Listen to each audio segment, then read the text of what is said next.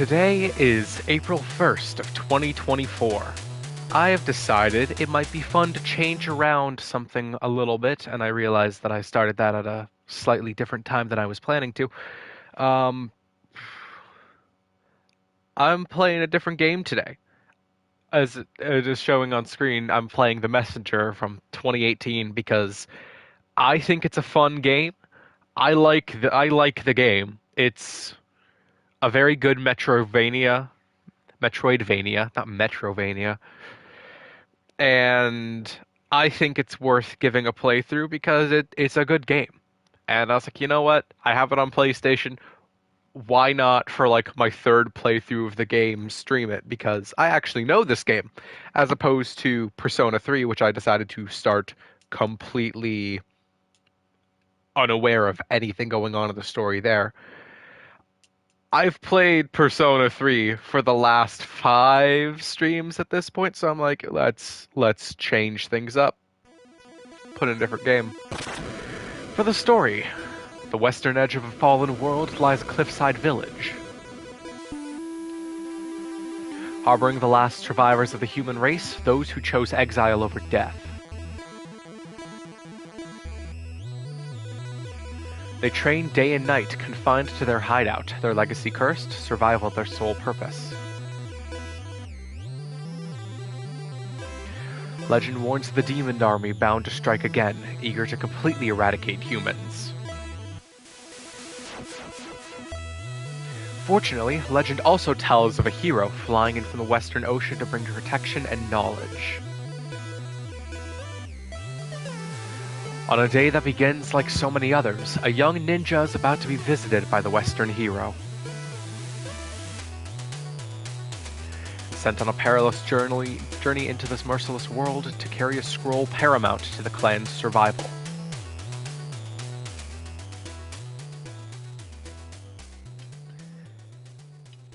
That's the main reason that I was delaying for just a moment from actually starting the game, because gotta put the story in,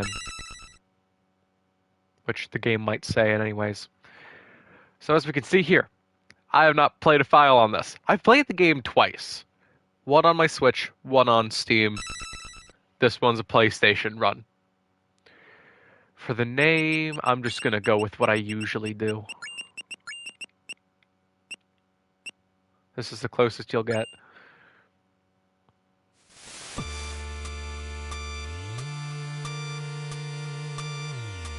Either sunrise or sunset, the sun's at some position in the sky, and the sky is orange. Another day, and still no sign of this so-called Western hero. Training used to be fun, but all we do now is memorize boring prophecies. Demon army this, and magic scroll that. Nothing's happened in centuries, so why are we still hiding? Wish I could just leave this place and go explore the world. You mean the island? Gather around, everyone. History lesson is about to begin. Oh great, another lecture. In the Messenger, I should at least show up this time. In the Messenger, you play as this ninja, who you can name anything you wish. It is a simple 2D side-scrolling platformer, Metroidvania style. Got some fun mechanics though. Right on time to try a new course. Show us your cloud step technique. Jump, hit, jump. The cloud step. Basically, you jump. If you hit something, you have the ability to jump again in the sky. But that's only if you hit something. This is a safe place to try it out, so get used to it to your heart's content. Or at least as long as you can. Oh, look who decided to grace us with their presence. Have you done your reading? Ever the rebel. What's the point? All we do is rot in this hideout anyway. I see that the importance of our ancestors' wisdom is lost on you, but let me assure you that the threat of the demon army is very real, and should they... Uh-oh. They have returned! This is all wrong. The Western hero was supposed to save us. Watch out! Not even 5 minutes into the game, your home village is attacked. by this guy who has significance. We'll find that out in several hours. Burn it all. Bring the humans to their knees. Not so fast, big boy. Oh, and who might you be? Are you really all they've got? Pathetic. Prepare to die. Call of a bird? That sound. Impossible. From the west comes a certain savior we have noticed in the opening cutscene. It seems luck is with you this day. I'm gonna guess the pronunciation of that name is Barbarian. Barmathazel. I'm going Barbarian. Yes, my king. Keep an eye on this worm. Certainly, my king. Their voices are not that different. They're both demons. Couch your blessings, ninja. My minions will make short work of you in the Autumn Hills. I'm so glad that's like the only dialogue in this game because it's rough. Are you? Western hero? Something like that. To be honest, I got here way too late. As you look like the most capable around here, I have a task of the utmost importance for you. Take the scroll and carry it across the island. You need to reach Glacial Peak's summit where 3 sages will be waiting for you. But who are you?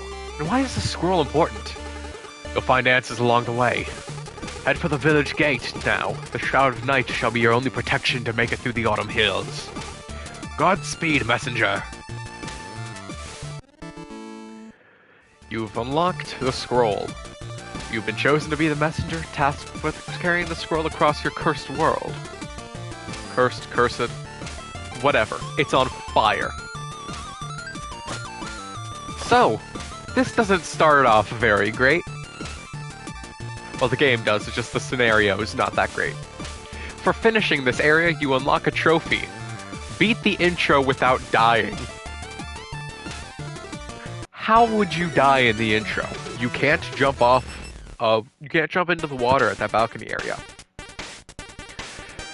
We enter an area known as the Autumn Hills, which is pretty much as it's stated. So far, we have autumn, red trees, leaves, all that stuff like that.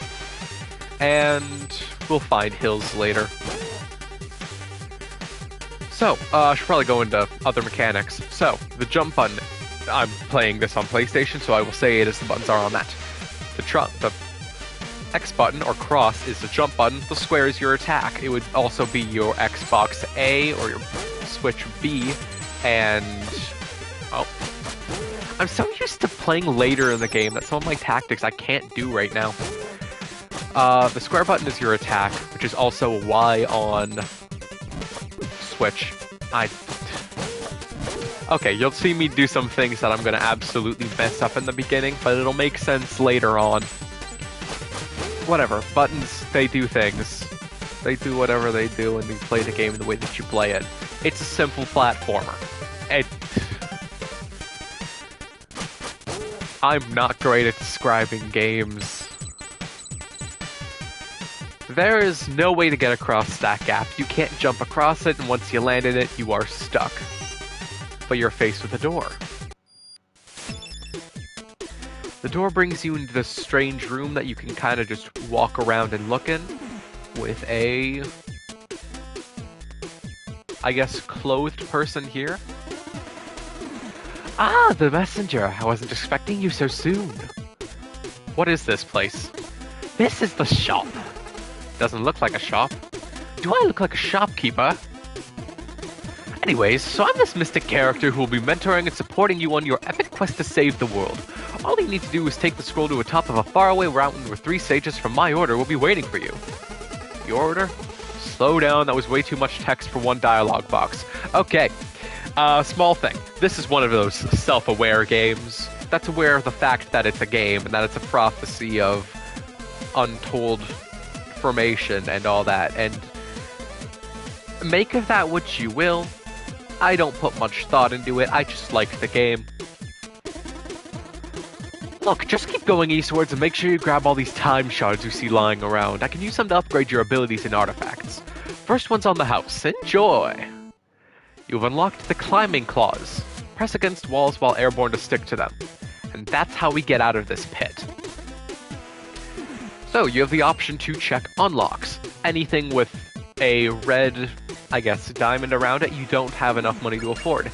These locks, those are things that you have to actually get specific things for later on in the game to use. What I can do is attack enemy projectiles. So those fireballs that those orange guys were shooting at me, well, I keep forgetting the fact that I don't have this, which is what got me in a bit of trouble there. Or you can boost your health. There are other things which I will go into later as they are more so helpful and affordable, because why would I just spoil all your upgrades right now? You can also chat with the shopkeeper. Shopkeeper has some things to say, so what about the climbing claws? So, climbing claws. Oh yeah, you can press against walls to cling to them and climb at your leisure. Makes sense. The way everything looks, it just felt like I should be able to do that. Yes, that's why John Gaiden invented them decades ago. Who's John Gaiden?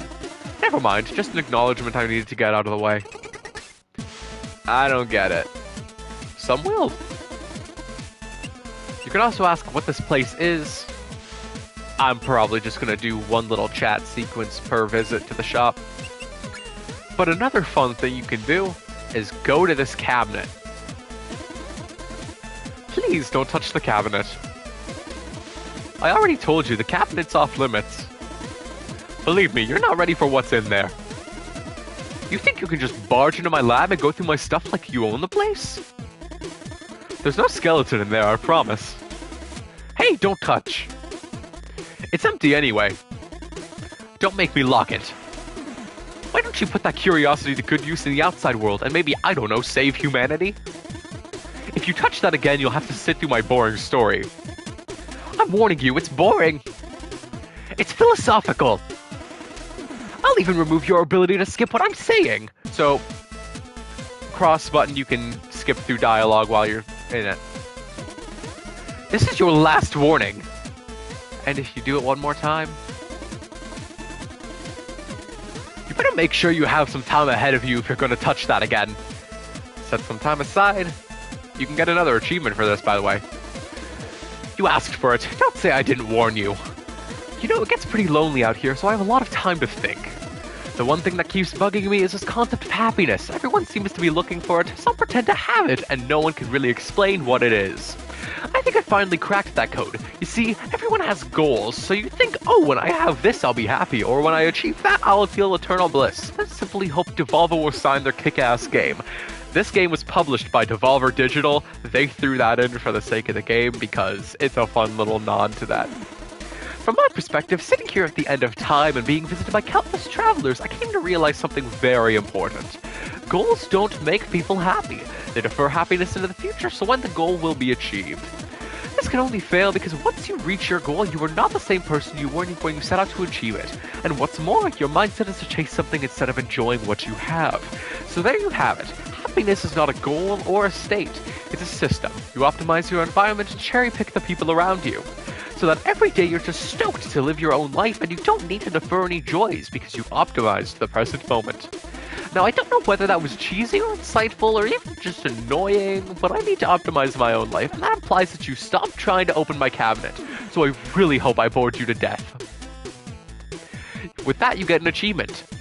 Be lectured on happiness. Trophy name? Fine, I won't open it. By the way, in this playthrough, I'm going to go for every possible achievement I can because I like doing that. That's about it for the shop visit. By the way, that's pretty much the only cabinet lecture that you will be getting for a good variation on time. There are 3 in the game total. I will be showing them all off. Back out into the outside world, these are not really counted as projectiles, so you can hit them. The fireballs are, however, luckily the enemies that throw them are easily dispatched. And you can also crouch under fireballs. Keep that in mind if you're annoyed. Or, you could have just bought the fireball attacking upgrade, I don't know. as I continue through the Autumn Hills, there is one thing that I would wish to bring up, and that is the composer of this game. Goes by the name of Rainbow Dragon Eyes, and from what I am aware of, is also a member of the studio that made this game, Sabotage Studio. In this game, a lot of the music, of course, with the game looking like 8-bit, is chiptune, which I guess is a bit of a throwback to the NES era with, like, your Mario platformer games, or your, I guess Ninja Gaiden, which is, from what I am aware of, what this game is based off of. And the soundtrack is just good. Like, from what I know, Rainbow Dragon Eyes, I think, also goes by the name of Eric.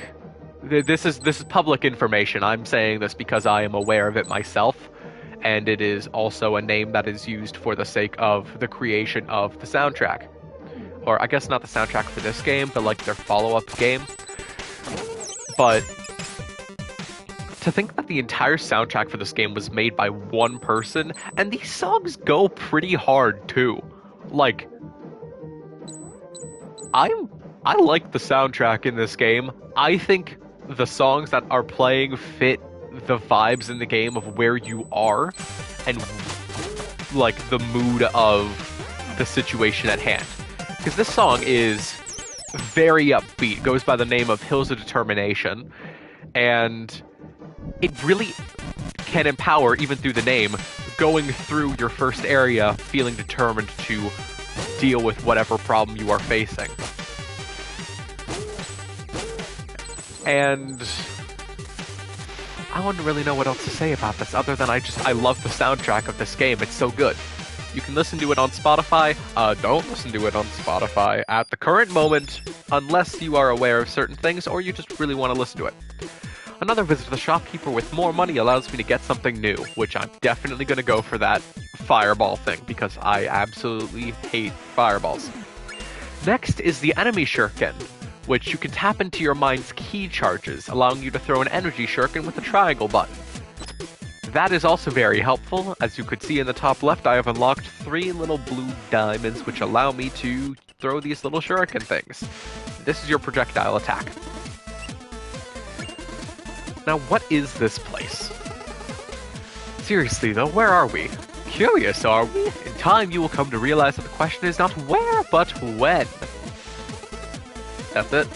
Listen, I know you're still new to this, but you have to be pretty naive to expect anything other than cryptic information so early in your adventure. Wouldn't you rather go back into the action anyways? Just buy a health upgrade or something and be on your way. Kids these days. Once you run out of usual dialogue things, you can also ask about stories. There are stories for every area in this game. This is a multi-area platformer. I do like the little blue fireflies here because they add to the aesthetic of the area. And they're little fireflies. And also they can count as an extra jump with your special cloud step ability.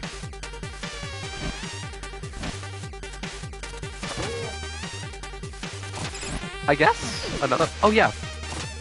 Oh right, you got an achievement for that. So once you unlock that ability, you are able to get an achievement for hitting your first enemy projectile, which means both those blue things there and the fireballs. Hitting projectiles, pretty simple. Projectiles thrown at you, you just strike it with your sword, which also means you can't get hit by them nearly as much. And I like that. I think that's actually very cool. Another thing that I want to try out, this area in the top right, you can actually get up there.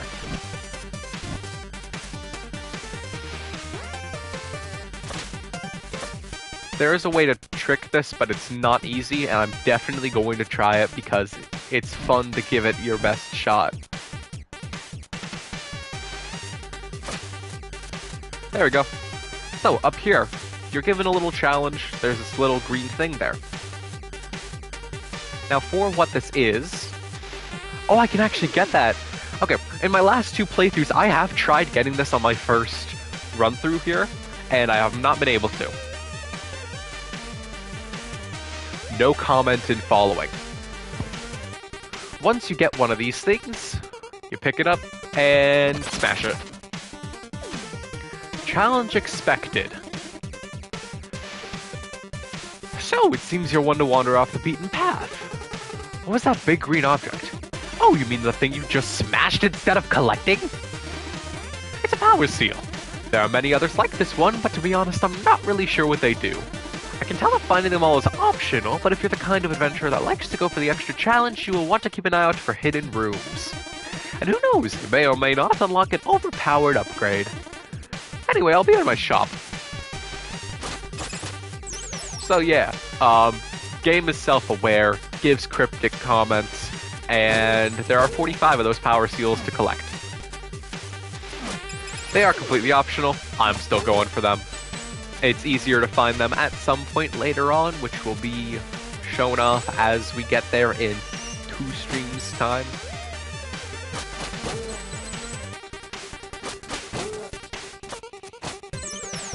Next thing I want to mention is the developers of this game, Sabotage Studio. The game was made by a group of people in Quebec, I think Montreal. So this game is officially Canadian made, which means that it gets my Canadian representation seal of approval, being a Canadian myself. I think they did a great job on this game, and so do many other people who have played it. Oh yeah, you can tell that there's a power seal because on the wall here, there's this little sigil that looks like one of the power seals. But get ready for the challenge that it takes to get there. Yeah, Sabotage Studio has so far made 2 games. There's this one, and there's the one that they released last year in August, known as Sea of Stars, which is a game based on Chrono Trigger. I will also be covering that game after I finish this one, and also no comment following that. Usually this is the first power seal that the game expects you to get because it's this whole big room about, like, simple challenge. But if you're able to get that earlier one, then that just makes you do a little bit better. Gets you a little bit better off. And it also saves you the little lecture. Okay, I guess it doesn't save you the lecture because you still get it. No matter where you are, wherever you collect your first power seal.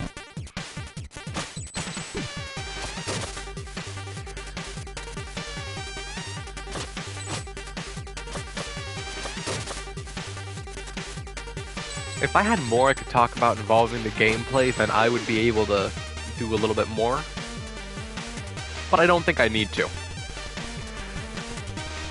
So, here's the hill that's in reference, and something I really like about the display of the game is that this mountain in the background, that's, well, of course you can tell by all the little white tips, that's a ton of snow. It's the little bit of, I guess, artistic direction that you can get where you climb this giant hill and you can see the mountain in the background start looming over you, which is like, this is where you start and this is where you go. I just think that's very artistically pleasing. And so do many other people. I don't know if I missed a visit to the shop, now that I think about it. But I can get another upgrade, which means if... Okay, second wind, press... Why do I always say triangle? Why do I want to say triangle? This is a cross. This is an X. It's the X button. Press X while being knocked back to do an air recovery jump. So basically, it's as simple as it sounds. If you're in the air, you get hit by something, press the jump button, and you can jump. The shopkeeper has 2 things to talk about.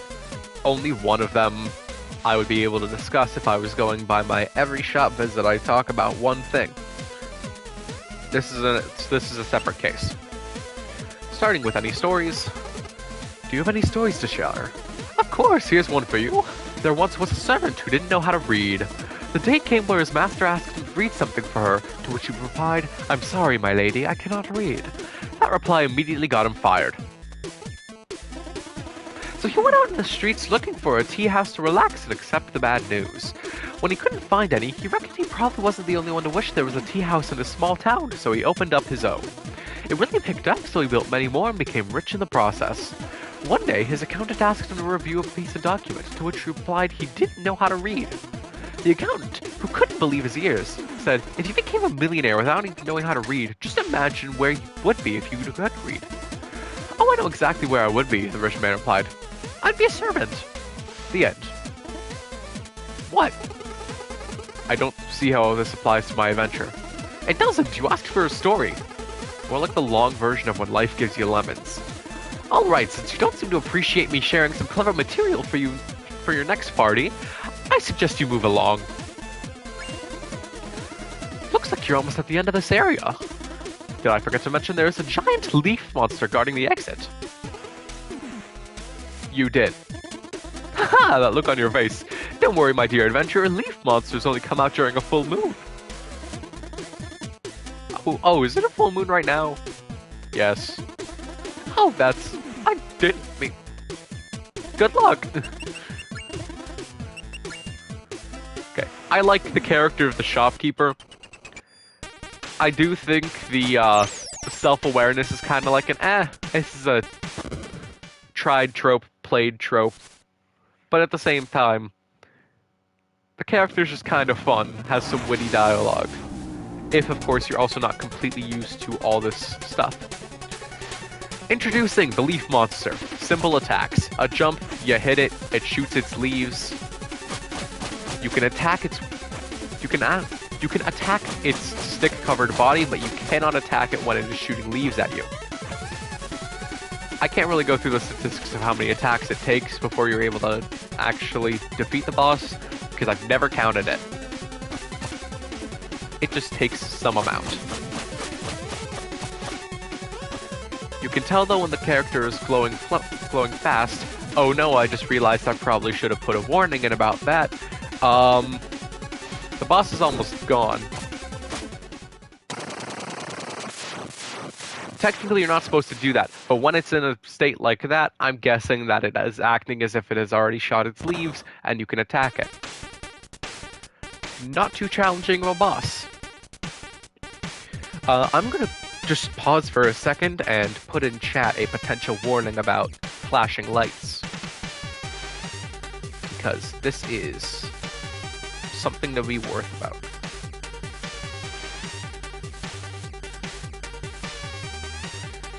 Flashing light warning, please be aware if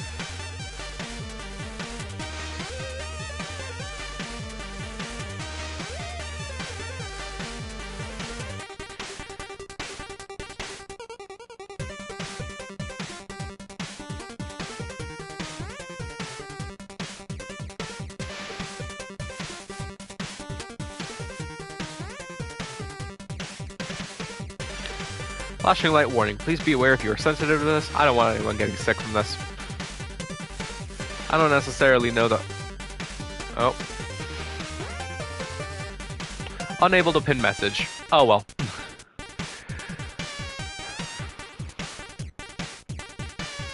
I mean, I think it'll be fine if I, like, I don't know,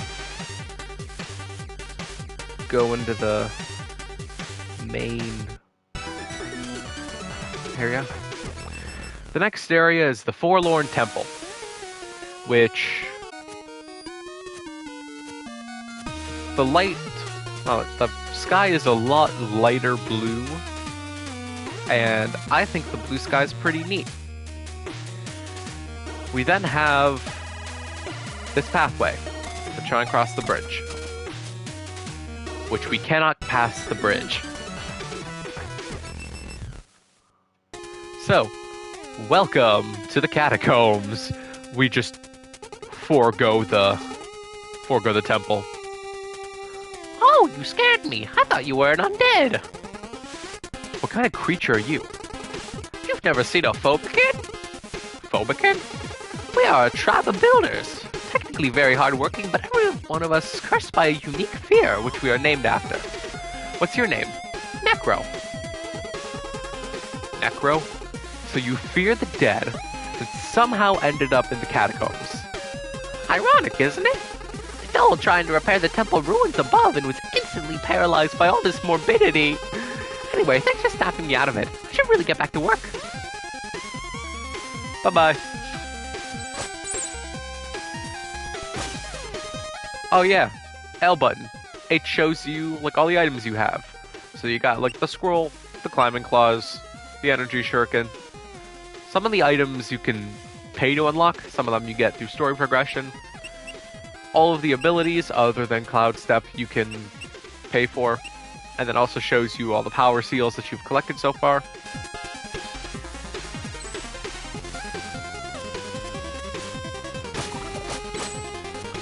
This area has the most different enemies from anywhere else because you've got the skeletons. Or I guess different enemies slash new introductions. Other than, I guess, Autumn Hills because it's the beginning of the game.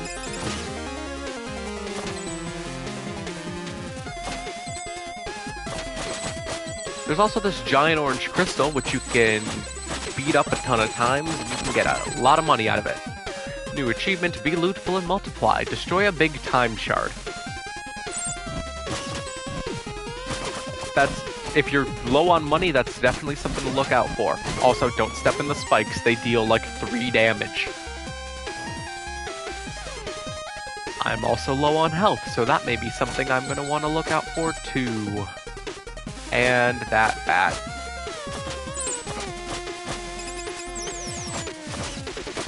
Oh yeah, the little green bottles around there, you can pick those up through...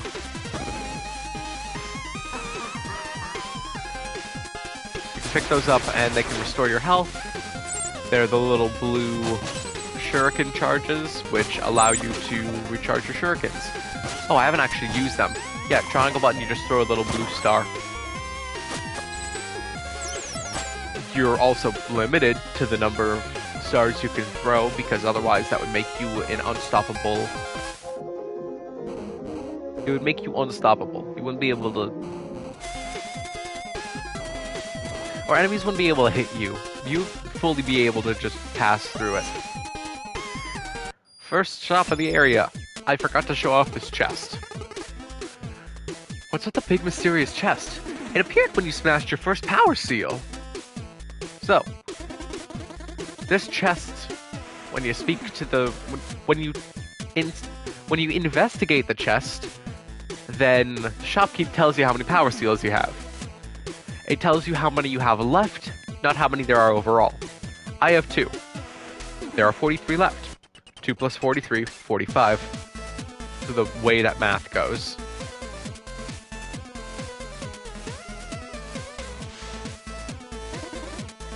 If we talk, we can find out more about the current area. Hey, you made it to the catacombs. Okay, anything I should know? Not really, it's pretty standard stuff. Skeletons. And bats. Oh, evil wizards too? You bet, a necromancer even took over. Spooky. Cliched. I suggest you get this area out of the way. There are more original ones. I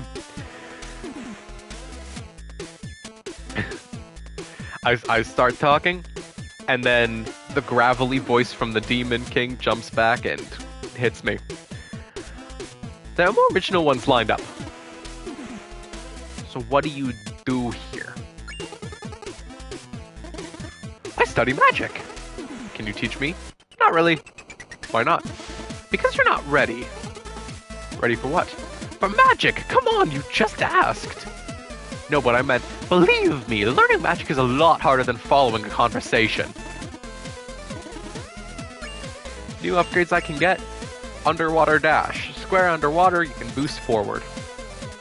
Losing weight, gaining ground. Buy 5 upgrades in the shop. Oh, and another one. Hope this Phelps. Buy the swim dash upgrade from the shop. So yeah, certain upgrades just give you achievements. I'll take them. An achievement's in an achievement. Also, spiked balls deal same damage as regular spikes. Don't touch them. Certain sources of damage can deal certain amounts of damage, and it's preferred that you don't take any. unsurprising, because taking damage usually ends up in bad stuff happening. The underwater dash. Press square, you can just dash forward without gaining or losing any altitude. The preferred. Oh, with these spike platforms, you can get crushed too. A crush is an instant loss. Don't get crushed. I have my own personal reasons, which will also be proven later on as to why I prefer that you don't get crushed, other than the fact that you just die.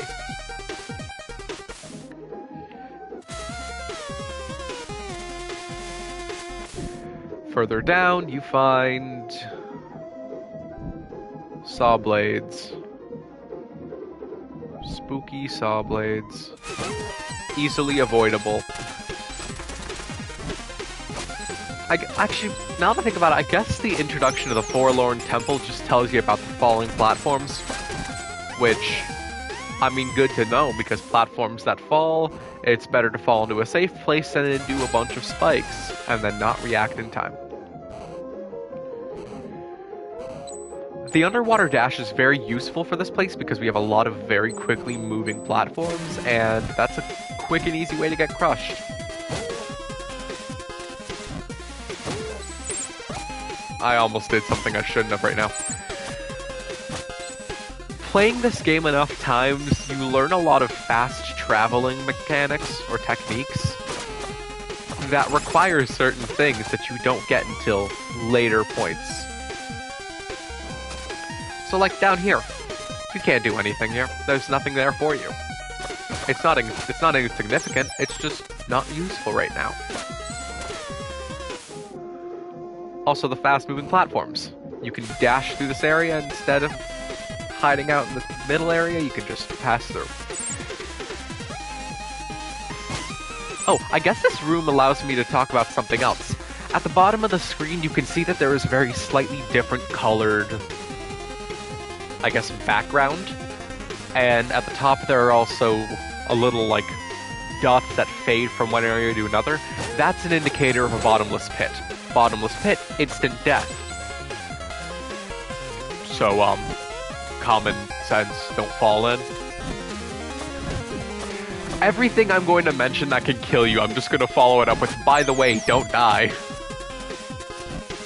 Which isn't even, that's not even necessary. We know not to die. You can also drop through platforms like this, which I've already showcased, I just didn't mention it when I could do it.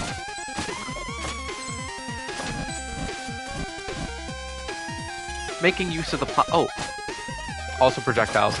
Making use of the platforms you have allows you to get around in faster ways. There are even some quicker routes if you drop through platforms as opposed to taking a roundabout. There are some cases where you can't and it just leads you to secrets, but also secrets, so make of that information what you will. And make of this room a threat. Because we got this skeleton. Not skeleton, it's a wizard. Or necromancer, I guess. Is a necromancer a skeleton by general nature? I don't know. I ask this question as if I've ever seen a necromancer in real life, or if they even exist. Who knows? If you hit an enemy like that, the spikes, instant death. Good for you.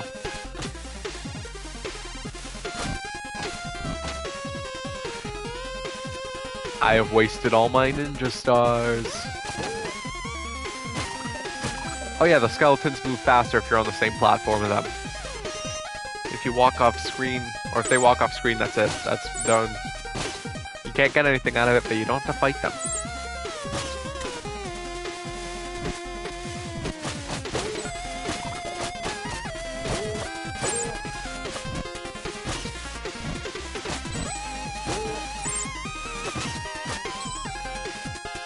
There are some songs in this game that I do like more than others, but I think overall the soundtrack is very nice.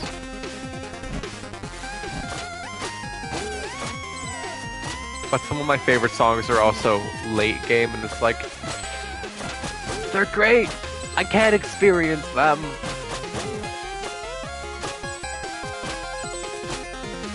And it's like, oh well. That's just how it goes, I guess.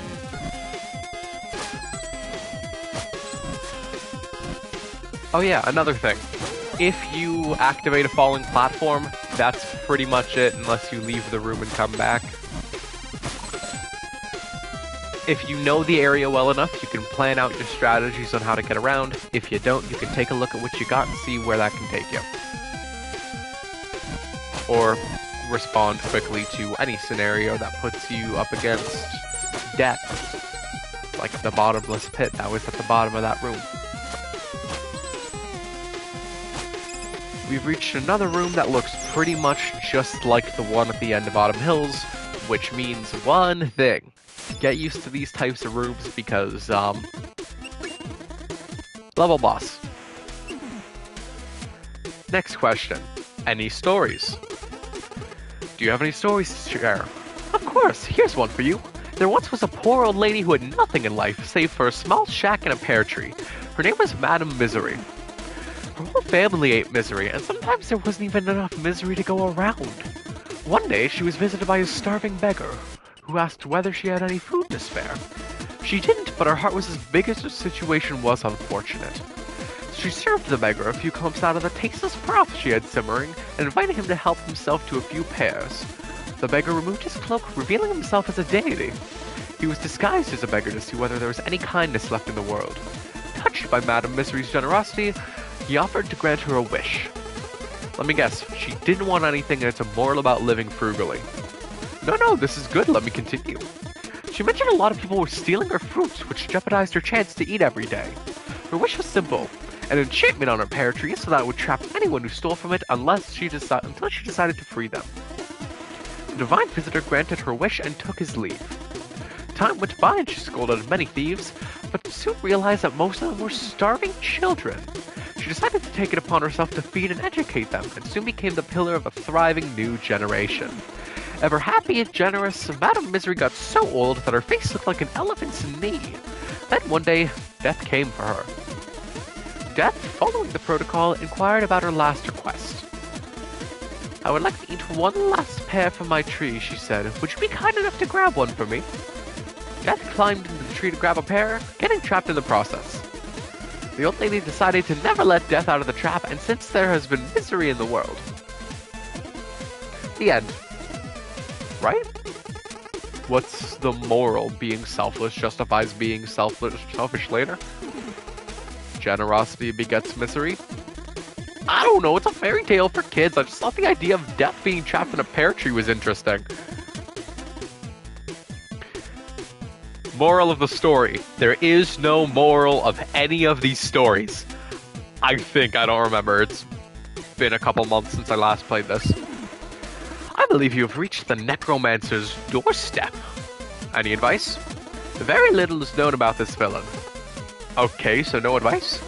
Dodging anything that looks like evil magic would be a good start. Wow, great help. Well, I also recommend looking at my inventory for any useful upgrades. I really appreciate all the support. Look, the Necromancer's a newcomer. All we know is that he plans on taking over the world with his undead army. All we know? Sorry, I meant I. All I know. I'm totally on my own here. New upgrade time. Enemies will sometimes drop a globe that restores 1 hit point. Enemies will sometimes drop a globe that restores 1 key charge. Health versus little attack that I can use. I think I'll go with the health because it's also something that I lose a lot when I jump into spikes because I think I have things that I don't. That happens a lot.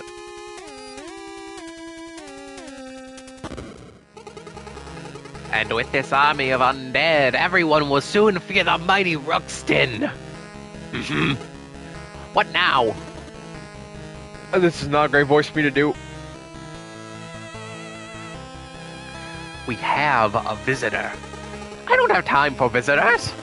Well, he seems to have time for you. Oh, great. Just when you think you get to play with your evil lab. Do I have to remind you who's in charge here? Now say something threatening and try not to embarrass us like you did last time. Oh, I've been practicing. Watch this. He lands on the ground and is very short. Who dares enter my lair? Uh-oh, is that a messenger? Looks like it. What do we do? Steal the scroll, of course. Good plan.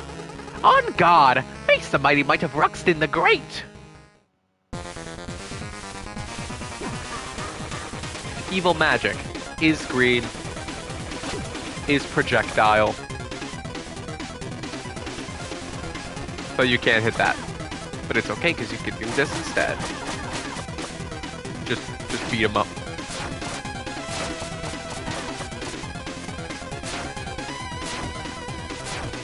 For an evil necromancer, you seem very bad at hitting your target. And I seem very bad at avoiding the problem.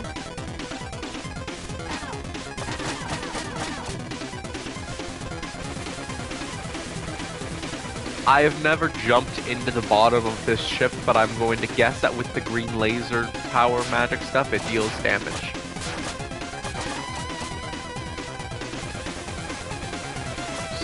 Don't.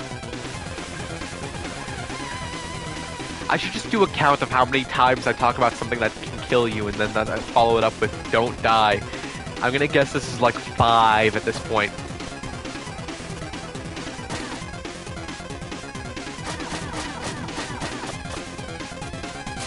I still have a reason for saying don't die.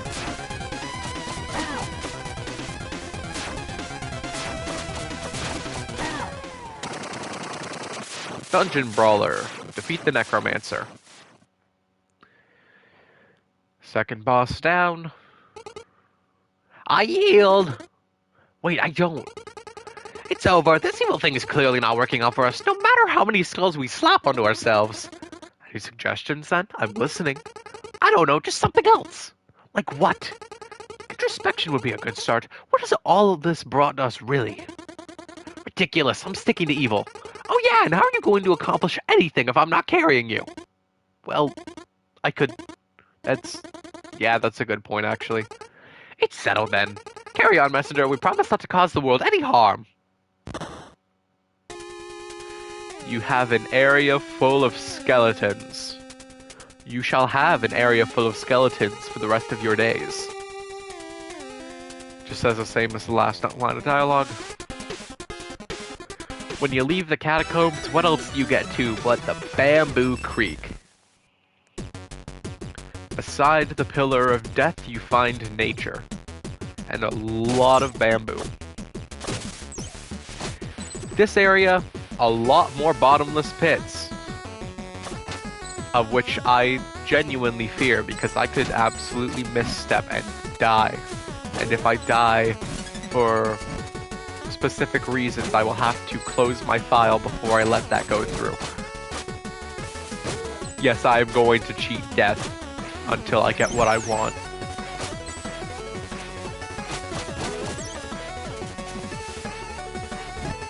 Now, this is a song I really like. I'm gonna leave that for a second to just let it play.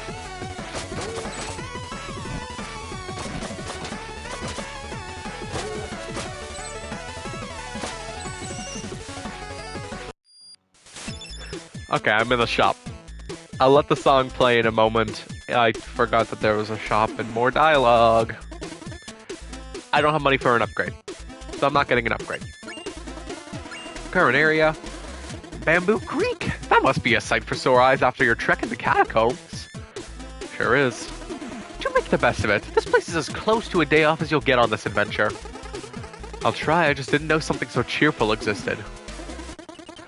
I guess this is more about your mindset than about the world. Because I think I've learned that all the dialogue is confined to like 2 or 3 rooms and there are like 4 things about time shards. What are these crystals I'm collecting? So you're a touch the unidentified magic object first and ask questions later kind of guy. They're time shards. I can use them to augment your abilities. How does it work? exactly the way we've been doing it so far.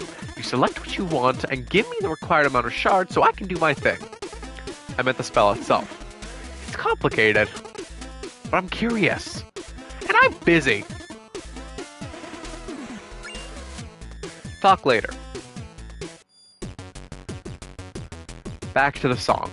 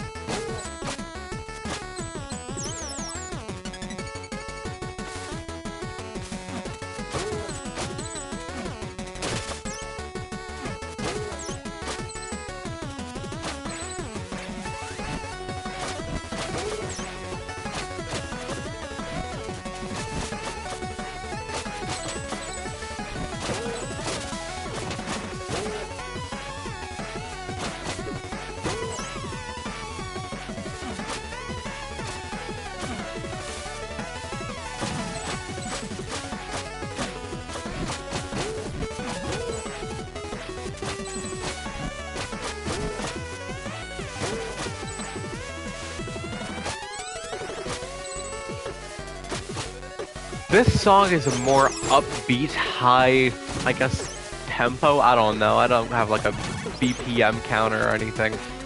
It's very upbeat for the sake of the area. Getting to this area, you were then faced with this guy who is kind of a threat and someone I'm not really up to mess with. But I've done 3 hits and he's gone now. Oh yeah, this gives you a branching path. You can go to the left, and you'll find these guys. You have to hit them in specifically the pink spot on their heart area, or on the head. There's no way to attack up or down. I hold the up button, I hold the down button, but you're still attacking horizontally. You can also find this giant time shard. And on top of that, you are faced with red bricks similar to that of the Forlorn Temple. There are some doors that you can go through. This is a one-way from the other side. Inaccessible.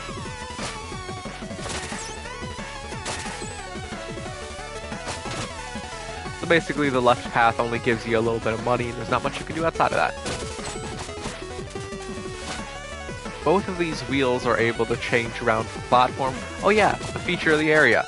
Hitting these wheels allows you to open different doors.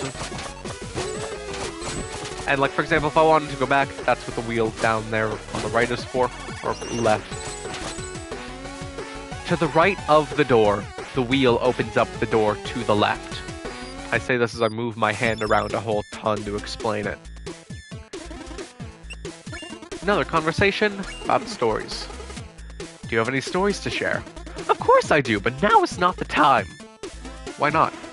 You're in Bamboo Creek. It's as sunny as it gets here in this cursed world. So? So I suggest you take the opportunity to play outside. Bye now. So the answer is no. There are no current stories to share. Or upgrades for me to buy.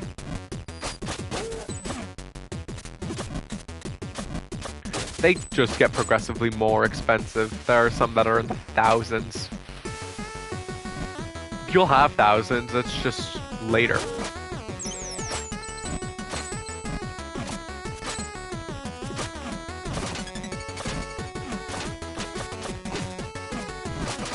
Okay, I was trying to be fancy and dance around there and it didn't work. There are some tricks you can do for like speedrunning and stuff, but I am not at a point where I can speedrun this game yet. I might do it at some point if I can play it better or get accustomed to the early game and late game stuff. Oh yeah, there are some of these areas that have like some of the border of platforms or walls and stuff, and then there are like 2 little holes there. Those are accessible, but they are inaccessible. That's a beautiful way to describe it, and absolutely something that makes a ton of sense.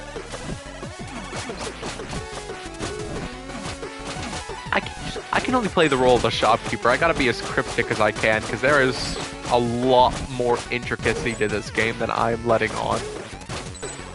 And those who know it, because it's been out for the last 6 years, may know it too. This does not open the door, but the one up here does. That, however, seems to be a one-way door, so if you get through it, you're on the other side. The only way to get there is by falling through and hoping you get lucky and find a landing point. And not a bottomless pit. The next safe spot I get, which is right here, is going to allow me a water break, because I have a water bottle with me. I feed water, and I've not had any so far this stream.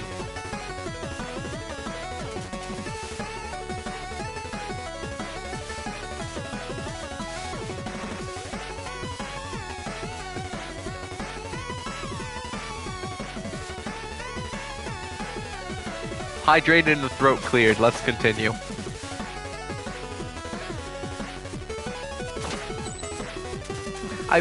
I'm starting to think that I've realized at the very beginning of this, I did not specify that this is not an April Fool's stream. This is just me playing a game that I like.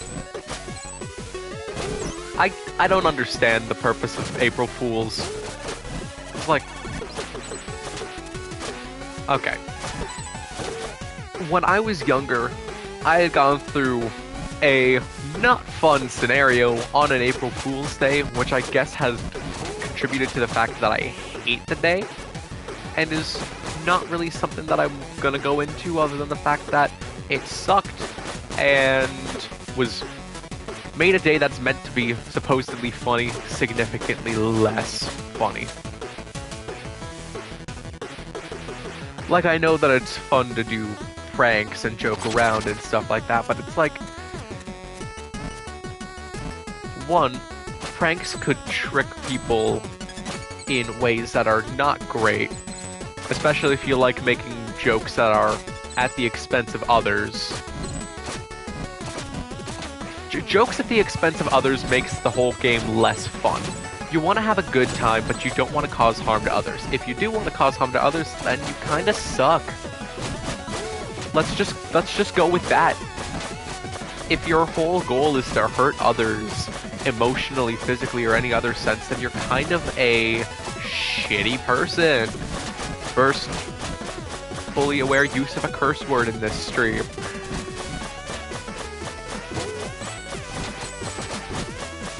I'm hoping that I have the stream set to mature audiences, because now that I think about it, I don't remember when I last changed that setting around.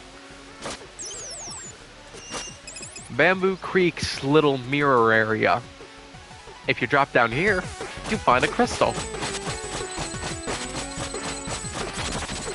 Congrats, you collected the crystal. Down here, you find your boss. Deposit at the riverbank. Jump down the big waterfall in Bamboo Creek. And if you drop down here, you start to find out in a battle arena, or what seems like it should be, there's no boss here. There's no boss in the Bamboo Creek. It's one of, I think, 2 areas without a boss. Entering the Howling Grotto. This is another one of the really good songs in this game. And another pit that you can't get through. I realized I missed dialogue in the Bamboo Creek. I'm actually gonna read that out as I gotta just search this up now. Bamboo Creek Messenger. Because it has the dialogue written down in a wiki. Shopkeeper's dialogue. Level boss. So what I missed was the level boss dialogue. The dialogue that we get about the level boss is loading.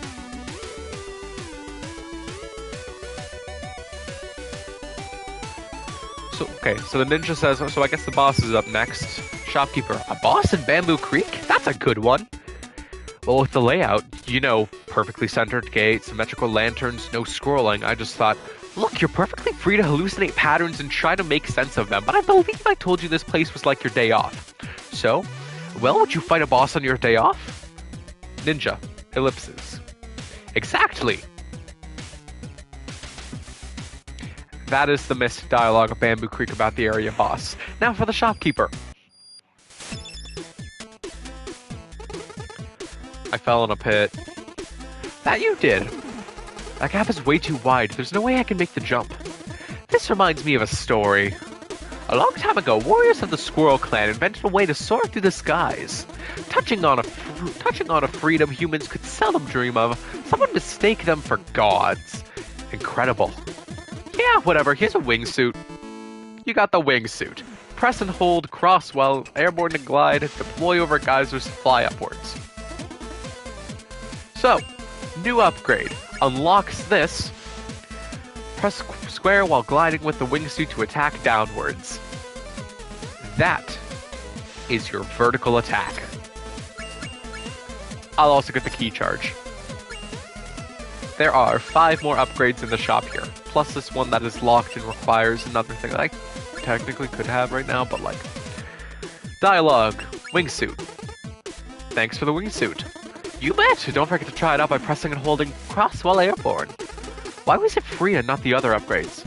Because it was mandatory to your progression. You can't save the world if you're stuck in a pit. Will there be more freebies in the future? There's only one way to find out now, isn't there? What do you mean? I mean, you should carry on with your quest while letting your heart know for sure that this here cursed world and its inhabitants have a lot of surprises left in store for you. So, more dialogue. Welcome to the Howling Grotto. Do people live here? Some cave-dwelling creatures used to a long time ago. They built structures from the streams of emerald running through the rock and believed that the wind was the breath of a god. That has significance later on. Anything I should know? Not really, other than it's gliding time! Well, that wingsuit I gave you. Sorry I don't have enough contextual data. I meant to say something that would make sense regardless of whether you would use the wingsuit to ride the wind tunnels. You're being awkward now. What's wrong with you? I gave you something that virtually lets you fly and you'd rather stay here and chat. I'ma head out. I haven't collected any power seals since the first 2. It's not necessary right now anyways. Okay, so the wingsuit. You fly. You can fly on wind. You can fly over gaps. Pretty simple, pretty easy. One of the few mobility options that I was trying to use earlier and then forgot that I didn't have, which includes this. If you hit while flying, it gives you a little bit of a vertical boost. Probably just the point that you started jumping, but also if you get to that point, you get that extra cloud step that you wouldn't have had before. So, take it. Make do with what you got, you can get around a bit better. Also bat. And fireball. You can hit fireballs vertically, but it's a lot harder than if you hit them while they were flying at you from the same level of ground.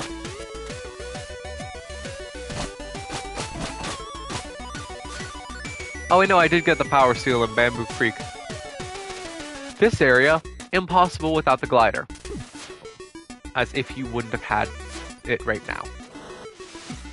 I also nearly died there, which is not what I would have wanted. As the direction takes me. Up here, you get health. Okay, a recharge of everything, and a bit of money. So yeah, if you find any secrets, if you're willing to take them on without risking a death, then go ahead. Be your own guest. Not be my guest, I'm just the person playing the game today.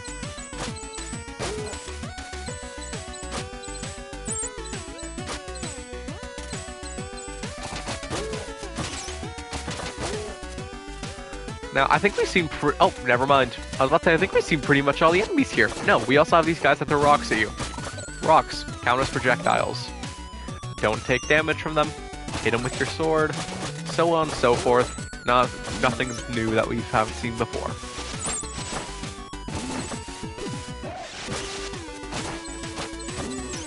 Oh yeah, you can also hit these to keep them falling on your head, or you can let them fall and just kind of avoid them.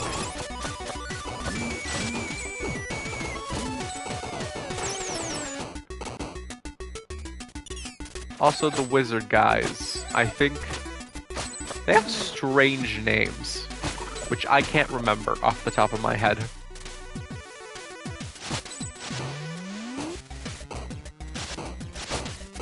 It's like, I'm just gonna call them wizards. They have other names, but it's like in other dialogue or other text in different contexts, like the ARG.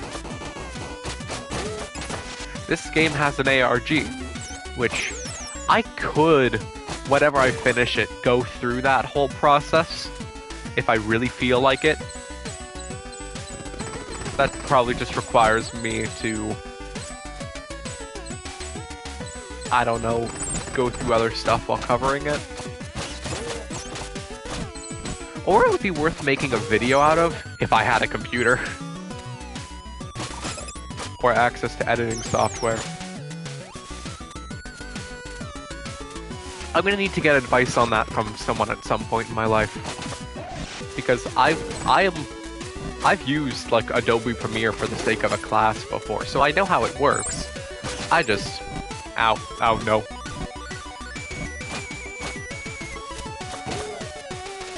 That was a close one. I just don't want to pay for an Adobe subscription. That's where I was going with this. Like, how much money is it? Like, some number of at least $100 to $1,000. I'm not even made of that kind of money. Then again, I am made out of skin and bones and stuff like that, so I don't think I'm made out of any money. Any stories? Of course, here's one for you. There once was a king who had a pretty rough time managing his emotions. Experiencing nothing but extremes, he would always feel either too excited or too depressed, which caused him to never get anything done. Just as he was about to lose all hope of getting his life together and be a viable ruler for his people, he was visited by a traveling relic hunter. To rid the king of his woes, the relic hunter gave him a magic ring, promising that it would make him sad when he is happy, and happy when he is sad. It worked like a literal charm, and the kingdom became very prosperous as a result. When the king passed away, the castle's wizard promptly grabbed the ring to finally try and understand the source of its power. As it turns out, the ring wasn't magic at all. But how could a non-magic ring make you sad when you are happy and happy when you are sad? Any guess? Not really. It had a small inscription that read, "This too shall pass." Whoa, that's deep. It's more than deep. I just needed a cure for anxiety through a fairy tale. Thanks, shopkeeper. Hey now, don't push it. By the way, personal advice. Don't just get a ring that says, "This too shall pass," to manage your anxiety. Like, I am not a medical professional. I am by no means a medical professional. I'm going to acting school. I'm not a medical professional. But maybe with my minimal information of which that I am in possession of through my own mind, don't take that advice. Get help if necessity.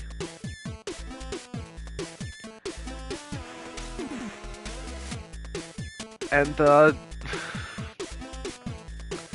I don't know, I just think there are better ways to treat your emotions than through a ring. No upgrades. Hey, well, how much do I need? 250, 320, 1,000! Yeah, so some of these upgrades are expensive. They're pretty good for what you're getting, but they're expensive.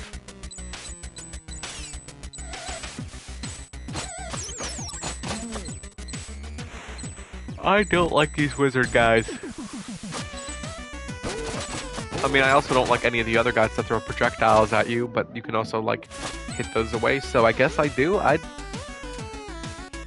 Whatever conveniences or inconveniences me. If I believe I am in a state of inconvenience, I decide that I don't like it. Then again, who doesn't do that?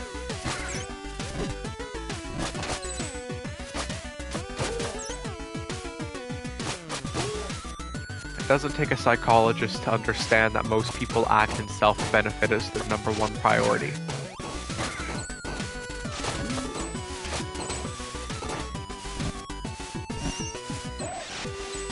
Or self-benefit to the extent of what they want. Because there are things that are good for you that people just don't want to do. Some things I don't know if it's worth saying because it could potentially get me sued.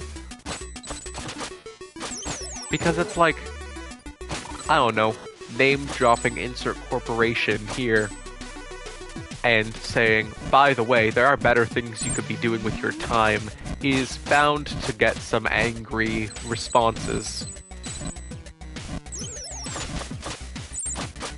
Oh yeah, that's one of the secrets that you can get through. You couldn't fully see the rock on the wall there. You could also go up and around. If you fly up high enough, you can hit those. And find a secret gem. I realized I took a secret just to go back and take the main path. So the next question there, what was the point of all that? There wasn't one. By no means was there a point.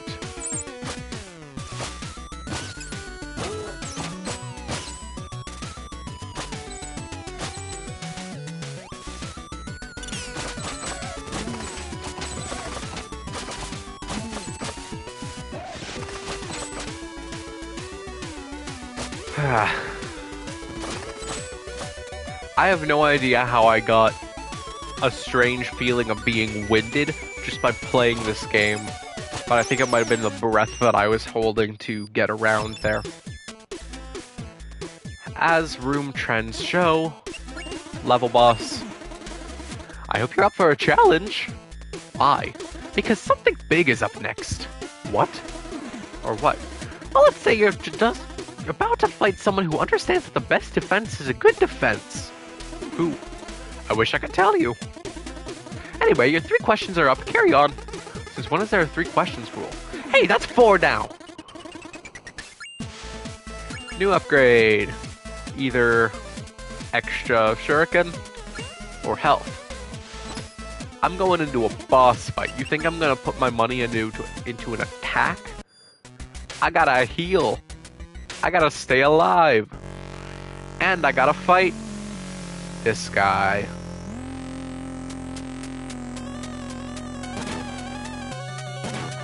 This boss has a very long intro compared to some of the other ones. Simple. You do not want to get hit by the hands. That'll deal damage. They move around from time to time to try and deal damage to you as well. You're better off just kind of sticking away. They can also do this, where they move around.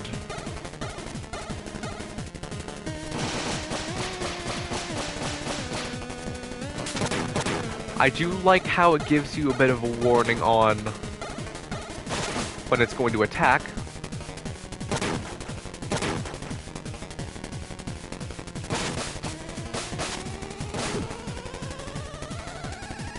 Or not attack, but when it's gonna pull out the little spikes that can deal damage to you. A fun fact, did you know that spikes can hurt you? And spikes also deal like 3 damage. It's the same thing I've been saying throughout the entire stream.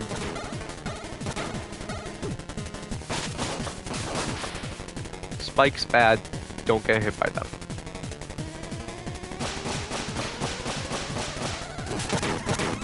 That wasn't worth holding out for.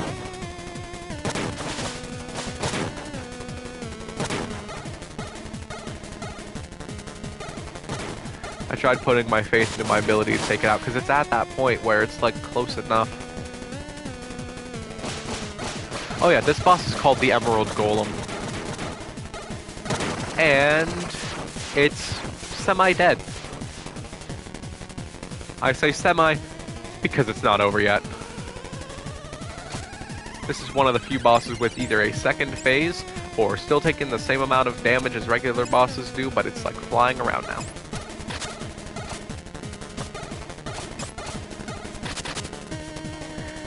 I do like how it gives you all these little charges for the shurikens, because you're gonna be throwing them around a lot. By the way, the boss is down.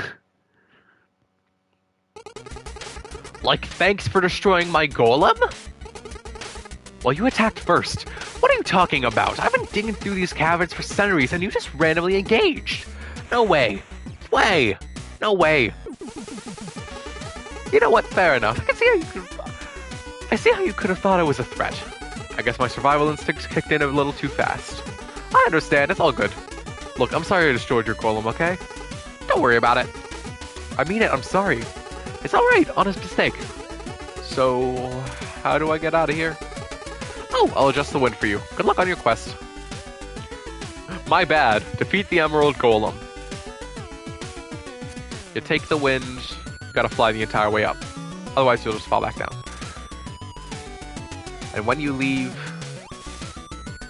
we pan back down.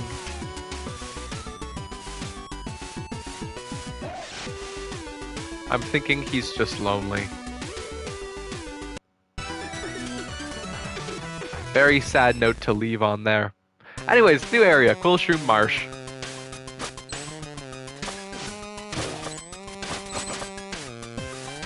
I think I have a set point that I want to go to with this as well. Unless I feel like playing more because this game's just really good.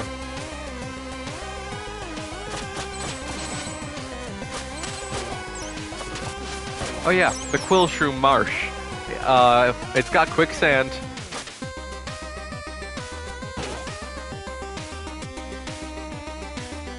Now that I stand here, I'm considering something.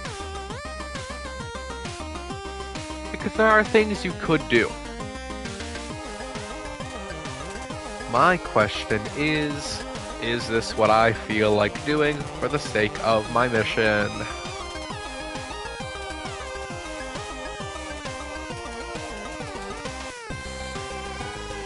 There are some accessible secrets that you can, like, maybe sequence break.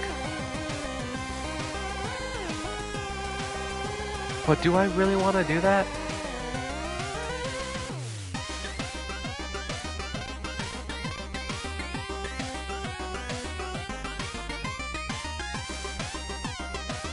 Yeah, I'm pausing for a second to see if that's something that I want to do.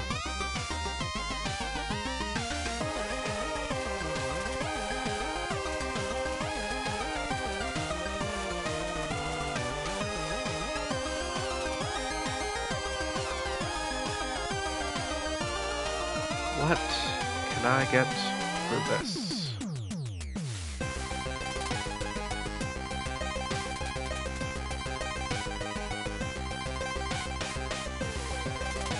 Alright, this is a different Google search then.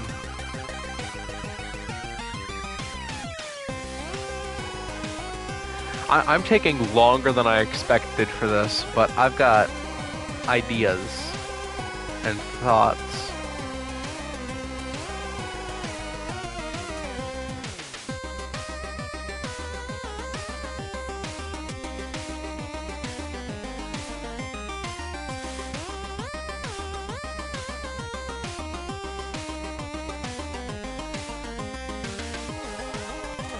Actually, I want to climb back up.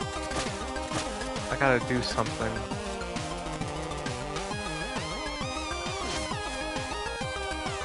Okay. Alright, it's worth a shot. You fall in the sand, where does it take you? A secret passage! I was just double checking to see if I had the right place for the secret passage.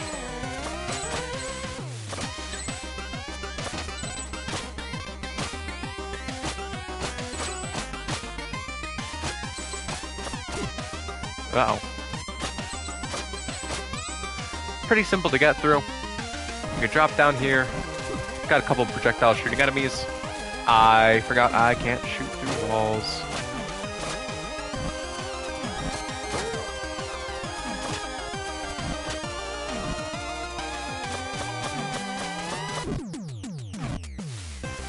However, you can find secret items that you shouldn't have. Like this magic seashell. Legends say the seashell lets its bearer hear the call of the deep. Now, that at the current moment in time is completely useless. But it will have a use later on. Wait, no, I have dialogue. I was about to just skip the entire process of going into the shop because, oh, I don't have money.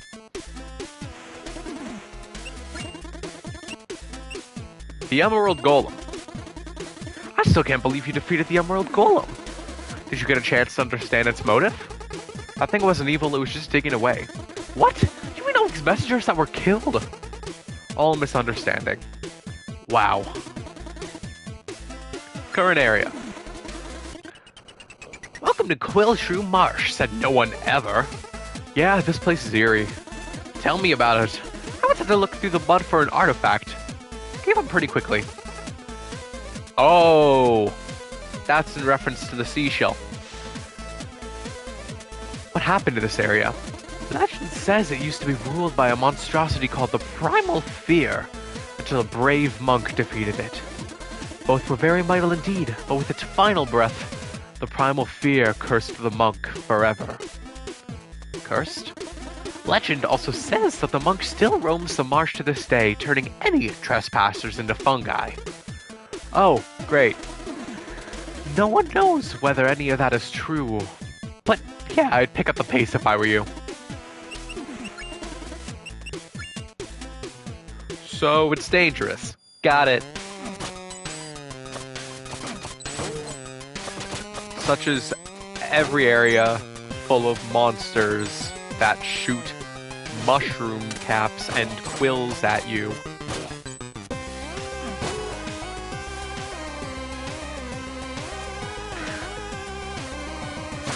Oh, and vultures. Just full of vultures and other enemies and stuff.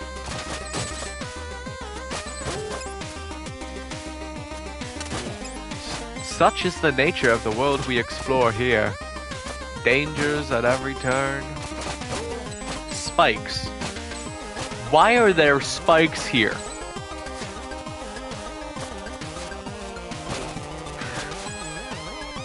Oh, also, if we look at the mushrooms here, you can see that they're slightly changing their sprite. They're actually singing along to the song.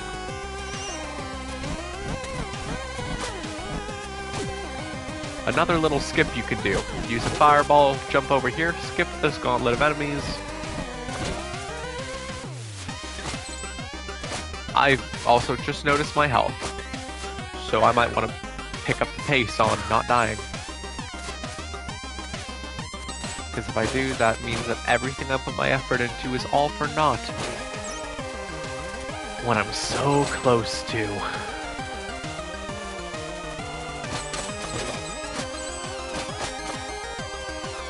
Yeah, the thing I've been trying to avoid dying for is actually in this area. And yes, it is achievement related.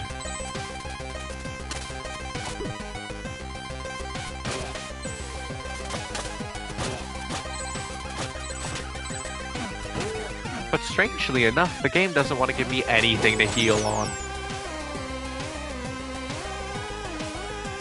Let it be known that the moment you start complaining, things go your way. Don't actually follow that advice in real life. That's not going to get you to the furthest distance you can go. Another shop and a mist attack. Oh yeah. 2 more upgrades I can get. There's, well, okay. I'm just going to show them off now because I might as well. Checkpoints. Restore all hit points up to 5 and refill all key charges. That's a very useful one, which I'm definitely going for next.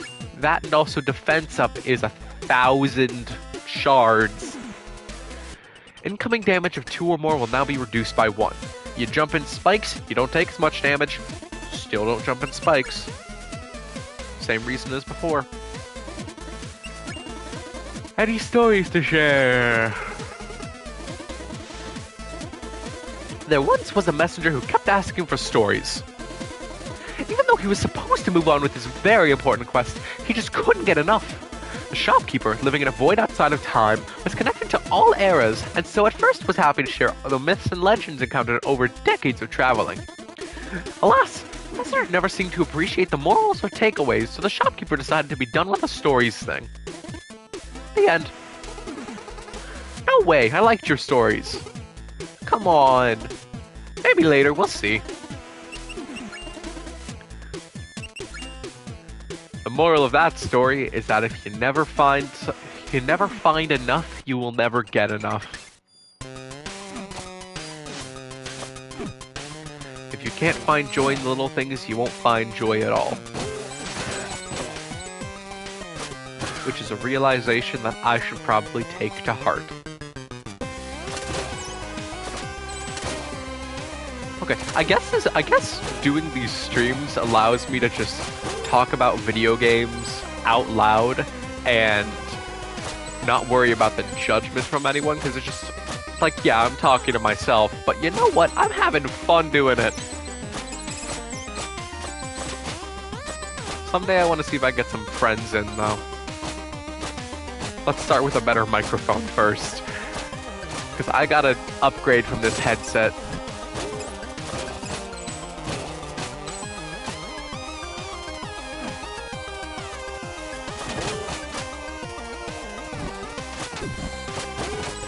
I realize I've been streaming for like the last approaching 2 months now with just a headset microphone. I think I started streaming not too long after my birthday. Because that was when I got Persona 3. And then I've been playing Persona 3 since then.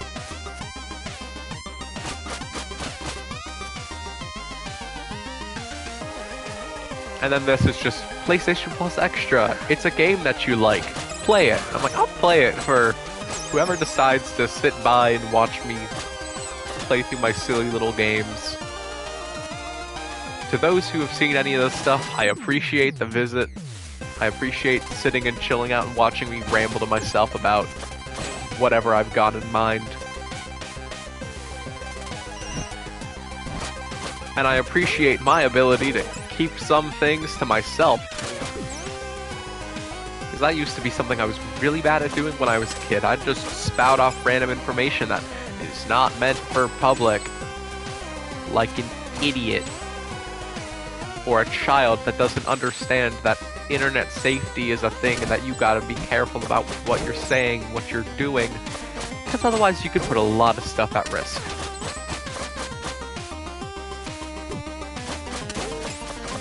Be careful with what you say on the internet. That's pretty common knowledge as well. I'm gonna get more water. I need to drink something.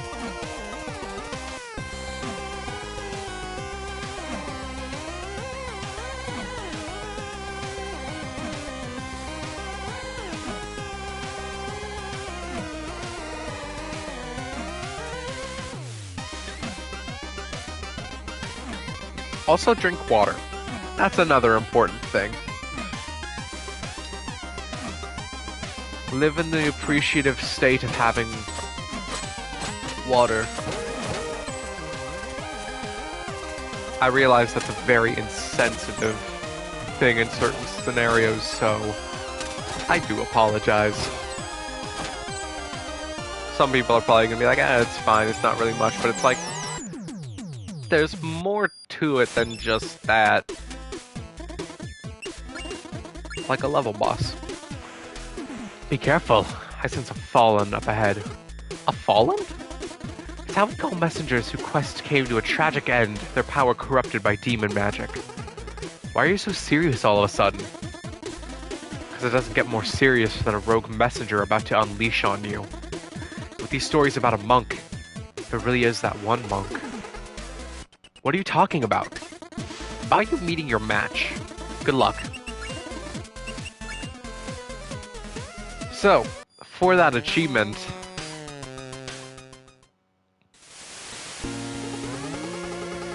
Well, well, well. It seems we have an intruder. You need to get out of here. This place is filled with monsters. Oh, did my quill shroom scare you? So it's true? Ha ha ha ha. Don't like my army? It's a shame, really, since you are about to join it.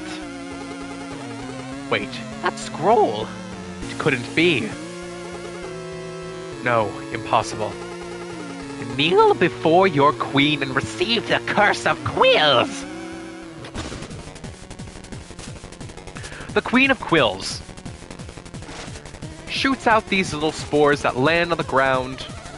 If they don't hit you, you're fine. Your goal is to knock her down, hit her, she knocks you away. That's a good informational hit that, hey, you're about to get hit by damage. Quills.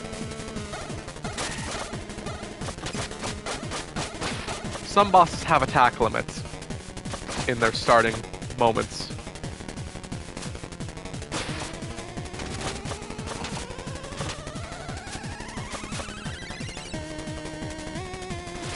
I completely forgot that I was able to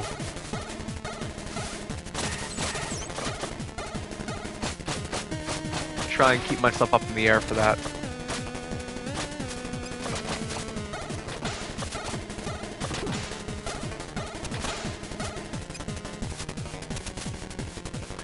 I was about to say, I might be able to defeat this boss without taking any damage.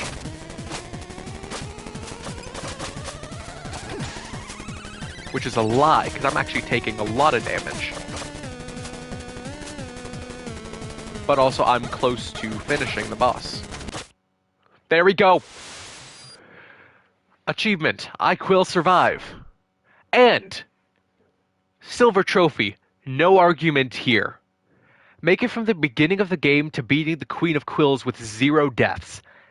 That's why I wanted to stay alive. I'm surprised I made it first try. Following this, I will be able to introduce another feature of the game, but I'm not going to do it right now, I'll just do it when it happens. I'm not the kind of person to die to prove a point. I have points I can prove that I can do completely without dying. Like talking to the shopkeeper. Shopkeeper has a very helpful item here. Congratulations, you made it to the base of the mountain. Almost there. Do you know what this means? I don't know. Does it mean you have another dialogue trap for me? What? Oh, so you're just gonna try and steal my character like that? I guess you think you deserve a prize. No. Well, you do. Plus, you will never be able to make the climb without the rope dart. The rope dart? Don't overthink it. Everyone will probably end up calling it the grappling hook anyway. Here. The rope dart, also known as the grappling hook. Or the grappling. That's an external from the game name thing, but I've got reasons for it. Press circle to throw. Try it on rings, lanterns, walls, and enemies. I don't have money for an upgrade. I'm gonna do the discussion about the rope dart thing. So, thanks for the rope dart? Oh, did you think that was an awkward interaction? You could say that. Clearly you never had to tell your boss that your little experiment went wrong, permanently impacting one of your colleagues. Hey, I heard that. Anyways, you can use it on rings, lanterns, walls, and enemies. Go nuts! What about the monk? About that monk. It's just as I feared. A most promising messenger did not die, but was instead cursed forever. She became the Queen of Quills. How did that happen? This is a tale for another time. So, We have now unlocked the rope dart. Press circle, shoot a dart towards the wall. Do that with one of these rings, shoot a dart towards the ring, shoot a dart towards the lantern. So, you bounce back off the lanterns, you shoot forward from the rings, and you land on the walls. Which now means that you can do some more movement combos. You can fly. If you're falling and you need to land somewhere, use the rope dart, get yourself across. You can fly, you can attack. You can also hit enemies, which gives you a little bit of momentum. This is what I was looking for, and this is going to make my gameplay a lot different. I use the rope dart a lot.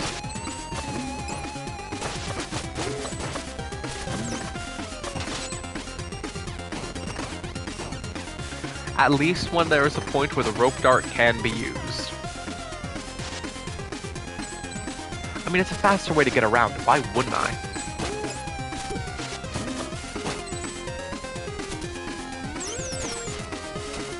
Or at least faster for as far as they can shoot. You can shoot most of a necessary distance, but it's also like not... It's not the end-all be-all saving grace. I'm actually not going to talk to the shopkeeper right now.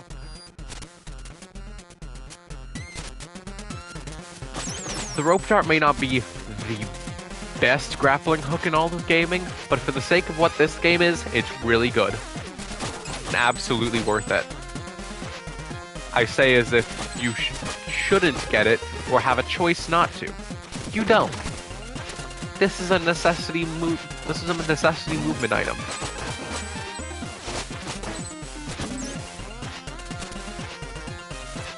You can also shoot on one ledge blocks, it pulls you towards there, but it doesn't get you to stick on, because you can only stick on blocks that are 2 or more. That was a bad example of me proving my point. This enemy, I can't reach him.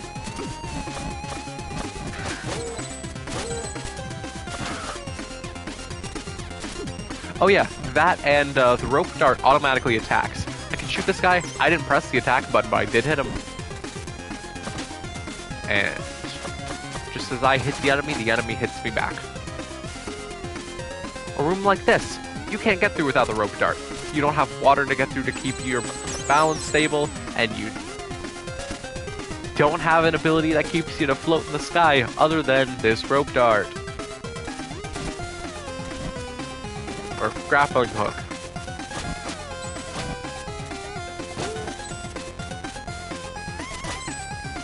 I forgot to test if it also works on projectiles.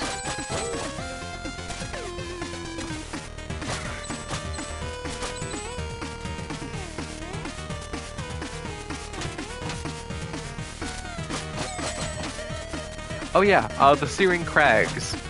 I know it has the name Searing in it, which would make you expect, oh hey, it could be, you know, very hot. No.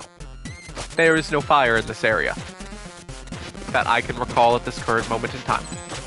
Maybe other than the fire that's in the eyes of these lantern things, but that's not damage, that's an indicator of an item. Oh yeah, we do have stuff like this though.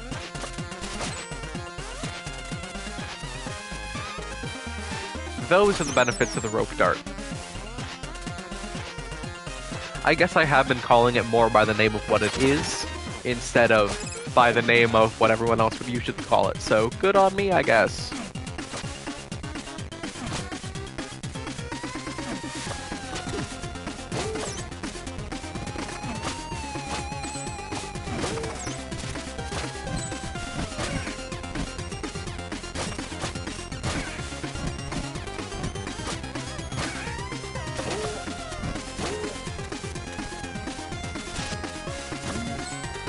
So fun fact that I have forgotten about until now.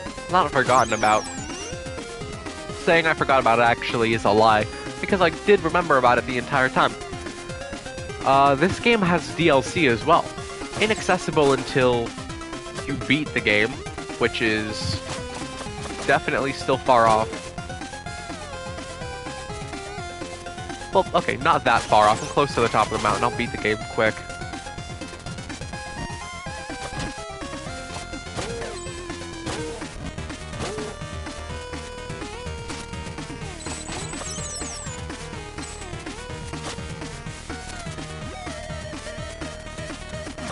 I love how it's just like, sometimes I look like I'm moving around, but I'm just jumping around in circles.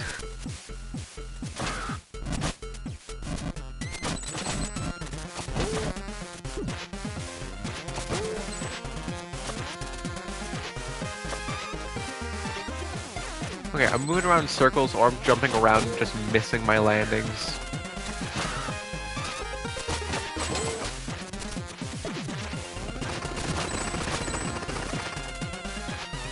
And of course, as past trends show, we have one of those rooms again. Now I think it's about time to ask about a story. It's a story I once told the guy who hooked me up with music from my shop. There once was a village struggling to figure out who the werewolf was. People kept dying every full moon and very gorily at that. One day, a brave young couple decided to venture into the woods. He would be the hunter, and she the bait. As one would expect from such a cliched setting, they got separated and our hunter faced off alone against the beast near a cliff. After 15 minutes of a literal uphill battle, the hunter managed to chop off the werewolf's paw with his axe, but as it was attempting to choke him. The hunter then ran for his life, severed paws still clutched to his throat. By the time he got home, the sun was up, and he found his fiancée bleeding, also badly wounded. The paw on his throat had reverted to its human form, and that moment he noticed it was wearing the ring that he had purchased a few days ago. The end. Whoa, that was spooky. I'm still looking for a title. Any suggestions? What about The Werewolf Bride? Wow, a great idea! Really? No, not really. You put the reveal in the title! Kinda creepy story. Looks like the boss is up. Surely you mean the boss is? Bosses? Bosses! The bosses are up! I need to fight more than one boss here? Well, technically it's more like personal training than an actual fight. What? Ah, don't let me ruin it. Go see for yourself. Well. So long. Time to die.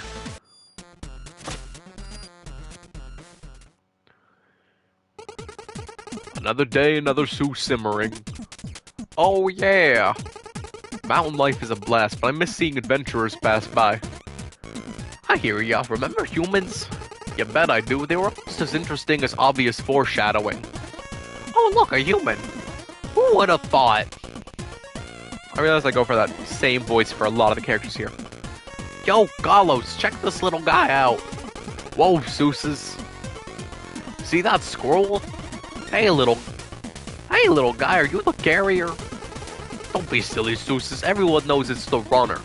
You're confused, Galos. I'm pretty sure it's the envoy. No, you misconstrued, Seuses. It's actually the emissary. Come on, Galos. I think I remember being the courier. Seriously, Seuses, how about we agree on the message bearer? Can do, Galos. What if that's the message bearer's sportsmanship? Thought you'd never ask, Seuses. Let's see what you got, little guy. You only fight them one by one. The green guy you can hit from the front. And also he bounces around and can potentially hit you.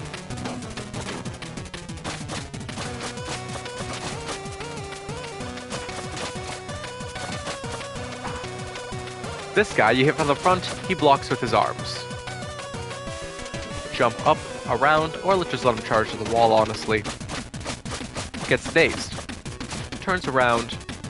You can hit him from above, you can hit him from behind.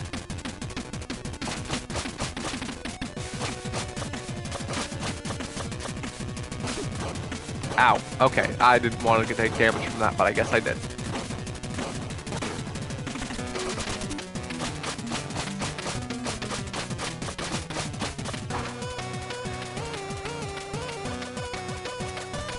Okay, we've still got a bit more going on here.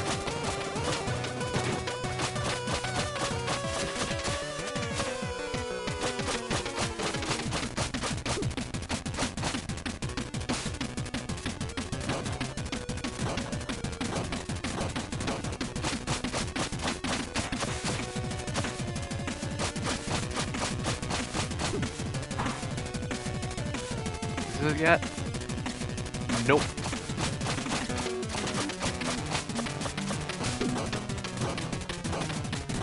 I'm actually close to dying.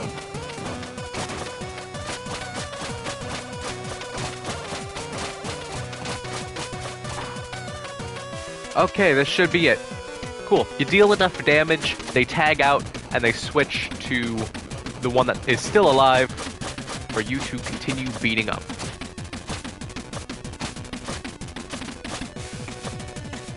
Once you beat them, they fail the tag out. Like Day, defeat the bosses.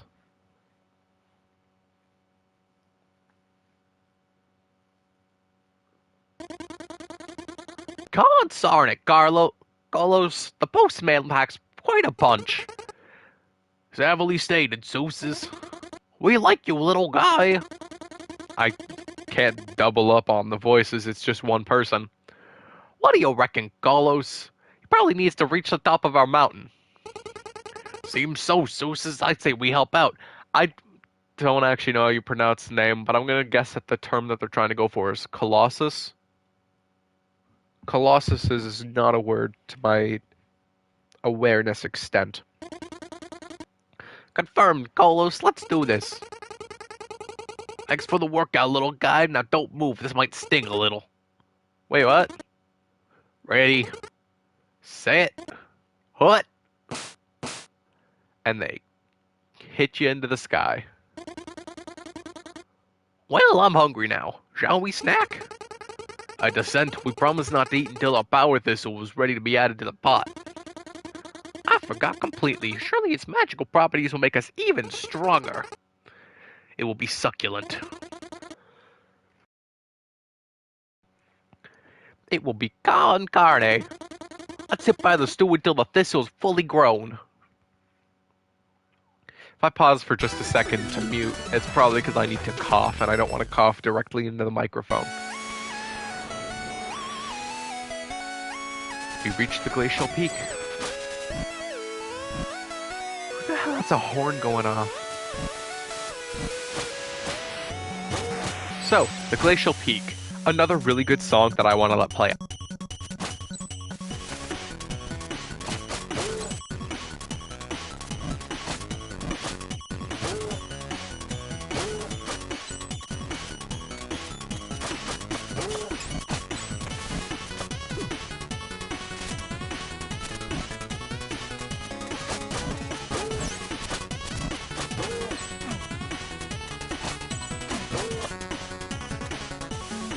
By the way, you can't reach that hook right now. Do not try it.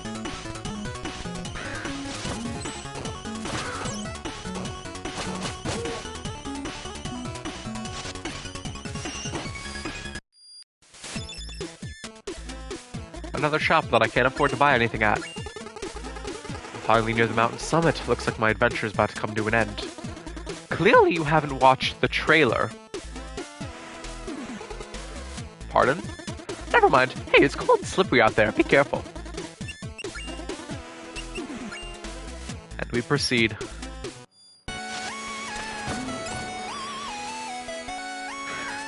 By the way, yeah, ice everywhere. Also, because it is a giant mountain that you are intended to scale up, it's a good thing we got that rope dart.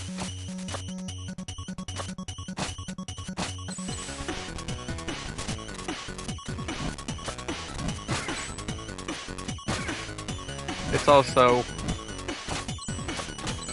very good we have the glider.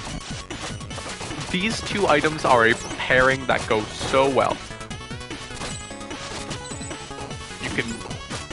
You can slow your fall, which allows you more time to react with the grappling hook. That, and also there are some jumps that you can't make without both of those items involved, so that's a pretty good reason to use them.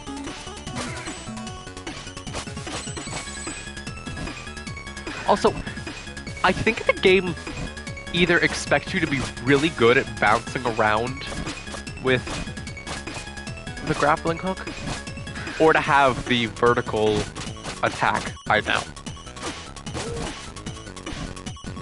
I mean, I would expect myself to have the vertical attack because it's really good. Like, attacking while you're flying mitigates a lot of the issues. Is that the right word? I'm not gonna search it up.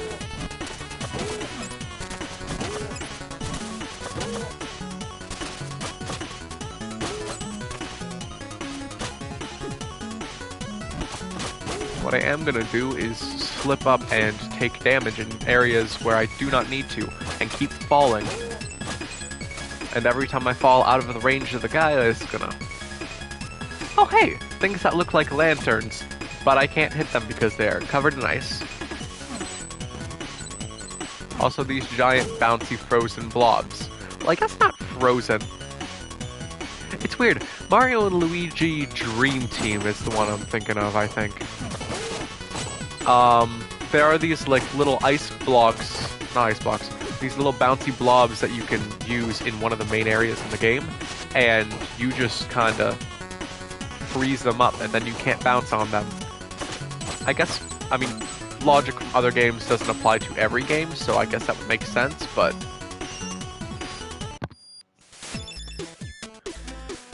How about a story? There once was a village settled in a land of ice and snow. Food was scarce, but not as much as heat. Their elders spoke of a lush grove, safe, abundant, and comfortable with weather to boot. Or with comfortable weather to boot. The only problem was that grove lay on the other side of a permanent hailstorm which would take weeks to cross. One day, a brave couple left their young boy behind to attempt their village called the Trek. They would scout all day to the grove and confirm its existence, then come back to the village and lead everyone to a better life. Like all who attempted the trek before them, they sadly and predictably never came back. Over the following decades, that boy grew up with only one goal in mind, to take on the trek himself and find his parents alive at the grove or dead in the ice. Figuring they may have simply been ill-prepared, he trained every day until he was 5 years older than his parents when they left for the trek, then set off for his own attempt. The hailstorm's first bite wasn't as bad as he thought it would be, but the ice-cold soil worked its way into his bones. After days of walking through the storm without realizing it was all just a metaphor playing out in his troubled young adult mind, he stumbled upon a, no pun intended, chilling sight. His parents frozen solid in a block of ice. The shock was too strong. He remained there, cursing, pondering, and cursing again, until the cold took him to become a part of the ice block. The end. What? What do you mean, what? No moral or at least a proper ending? Sometimes stories can be harsh. It might just be the very message they mean to convey about life. You need to think about what transpired and find your own takeaways. There are no wrong answers as long as they can ring true to you. Maybe, but this one really felt like a pointless story. And it just might be the case that for you, it was. Or you could consider the implications of our adventure being 5 years older than his parents when he found them. Can you imagine gazing upon those who are your protectors and mentors, realizing that they're actually younger than you? Your bearers of truth, the wise ones, those you aspired to be like? A harsh reality indeed. You thought they knew it all. Had it all figured out. That they knew they were centered and filled with purpose. Yet there you stand, beholding the one pillar you ever took for granted and used for stability, physically crystallized, yet mentally shattered before your very eyes. Had they really found inner peace already when you knew them? Meaning you're the one who missed the mark, or were they simply excellent actors? Food for thought, huh? Yes, that's enough. Remember, this is all subjective. I shared but one angle. By the way, still can't afford the upgrade. Technically, you could have that locked one right now. I don't. Because I'm playing the game and my cards quite well. To the extent to which I myself can do so. By the way, I have enough money now. There's no fall damage in this game. Thought I'd mention that. So we're down to the last unlocked one, and the one locked one. For now, I'll just take the extra hit point that I couldn't have had before.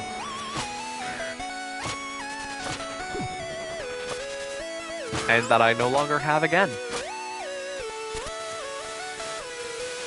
Sometimes fate can be that of which can only land itself a cruel hand.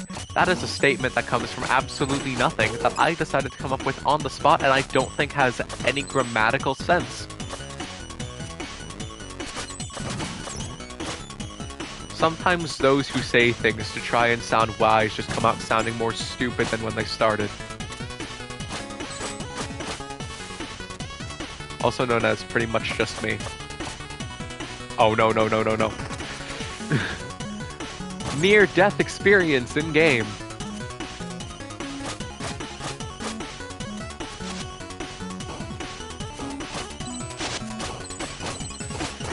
As it is still April Fool's Day, I want to discuss a topic of some April Fool's jokes I've seen today. Some of them that I think are actually really good, as opposed to other things that I am merely indifferent to, or generally just don't like because I don't like April Fool's Day, to the extent of which most people like to take it. There was one person I saw that posted something on Twitter today. I'm still calling it that because screw the creator. But it was something that somebody posted that was just like GameStop doing their usual April Fool's thing, and they had games like Malcolm in the Middle for the Xbox Series X, or Murder, She Wrote for the PlayStation 5, or even better, a solid block of chocolate. I'm not a chocolate fan, but I think that game would be real good.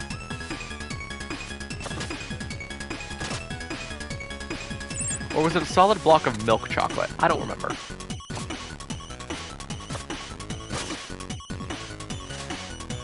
Oh wait, this room proves an example that I can show. So I mentioned how some pits you can tell that they're bottomless. This one isn't. That's how I knew I'd be fine. Because it wasn't a bottomless pit.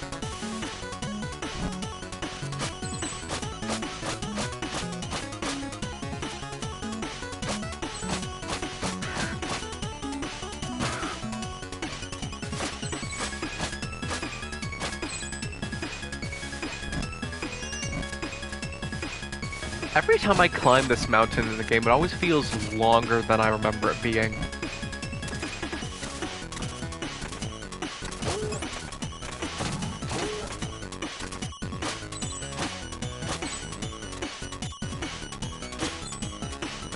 Why? That's my question. Why does it have to be so long?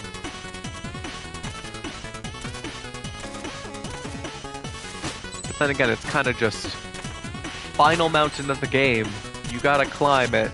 You gotta get to the top and do the whole world building thing of, oh no, lore? Exposition?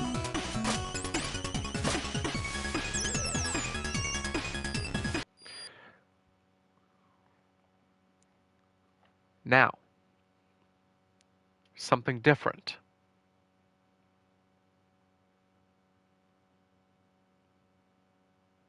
We can check the cabinet. You really thought it would be that easy? I told you already, the cabinet is off limits. Please, stop. We're not doing a special edition of the cabinet rant. I mean it. Don't be that guy. You're being that guy. Fine, be that guy. 10, 9, 8, 7, 6, 5, 4, 3, 2, 1. Crazy how countdowns give the feeling something's about to happen, huh? But yeah, I got nothing. If you're hoping for something special, just give up the cabinet thing already. The cool stuff is up ahead. Did I ever tell you about the guy who stayed late on a Friday night and started writing optional dialogue to add comedic value for those who won't bother looking? Or for those who will bother looking? Imagine reading his ramblings. By the way, if you feel like the cabinet thing is overdone at this point, I agree, but it's totally on you for keeping on trying to open it. Seriously, you can stop this right now. I mean it, you have the power. Only you can put an end to this optional bit. Which is good because I got things to do. If I repeat the same thing 3 times, will you think I'm out of flavor text? We're done here. We're done here. We're done here. I can't believe you. Why wouldn't you move on to something more something productive? Like maybe advancing the quest you're supposed to care about. I'm not gonna lie though, when the time comes, opening the cabinet will blow your mind. And I'm confident in saying this, even though I know you'll be expecting a surprise. So how do you surprise someone who's expecting a surprise? With a meta plot twist, that's how. Now if you want to know what it is, move on already, I promise it's the fastest way. You're not opening that until the script says you get to anyway. Okay, I'll start looping back to the beginning now.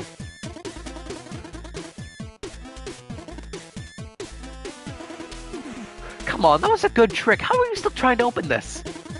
I thought you would give up when it looked like I was looping. If you keep doing that, you will have to sit through a boring tirade.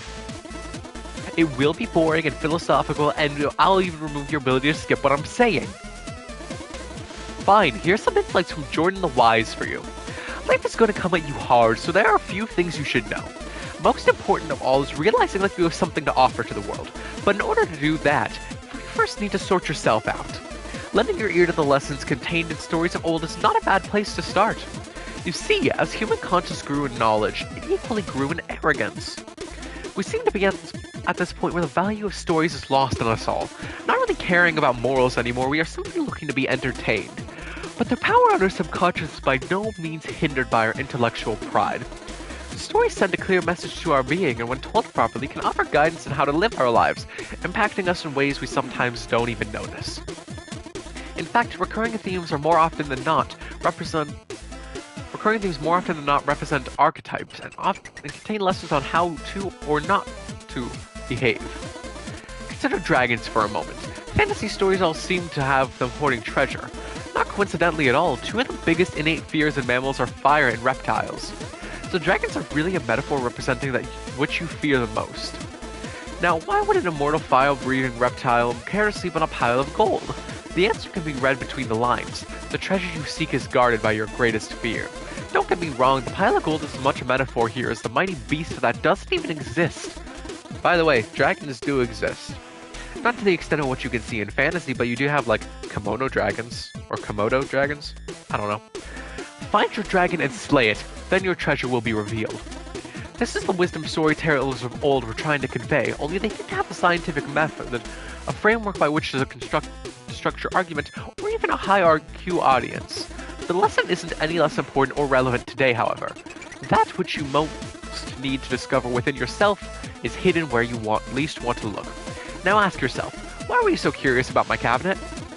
Are you a very conscientious person adamant on leaving no stones unturned? Or have you not mastered your insecurities, or the fear of missing out is what's really driving you at this moment?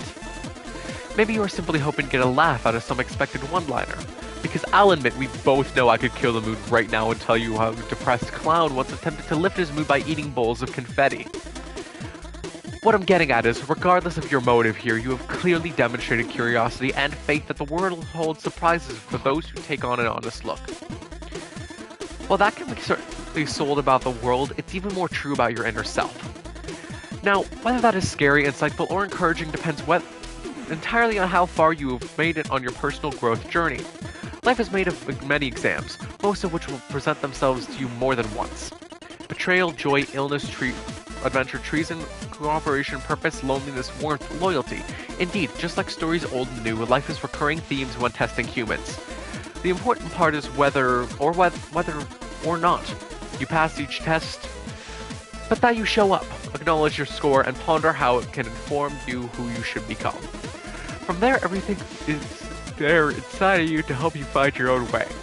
Who knows, the underlying meaning of the messenger story might even hit you eventually.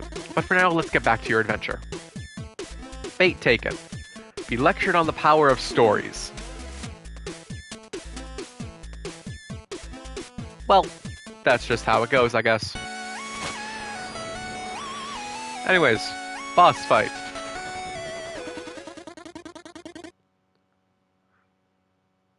Give me a second, I'm gonna think through this voice. And then see if I can remember it. Oh, he made it! Does that mean we can do the thing? Keep your hood on, Shorty. He still needs to pass the final test. But I want to do the thing! Now, we need to see how attuned to the scroll he really is. Great. Take it away, Prophet. Ahem. Welcome, messenger. Please hold the scroll aloft so that the prophecy might be fulfilled. See, I told you he was slow. Yeah, you weren't kidding. Please hold the scroll higher than that so the prophecy might be fulfilled. A laser is shot into the clouds. And with that, the clouds shoot down an entire tower.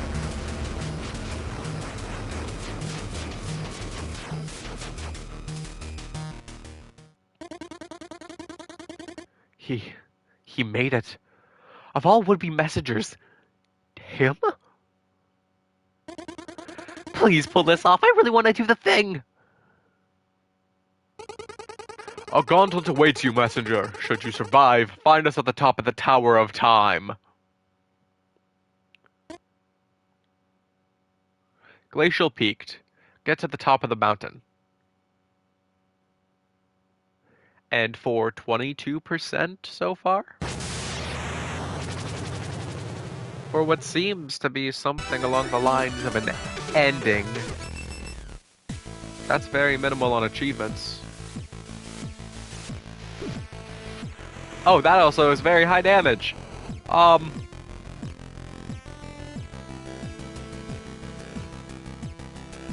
so you want to run along these platforms. This is definitely going to be where I see my first death in the game, though. It's not an easy place.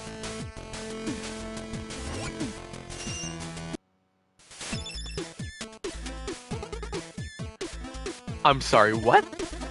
Ah, yes, the big reveal. Indeed, my dear adventurer, you've been teleporting into this very room all along. So where are we? In the Tower of Time. And where is that? Surely you mean when?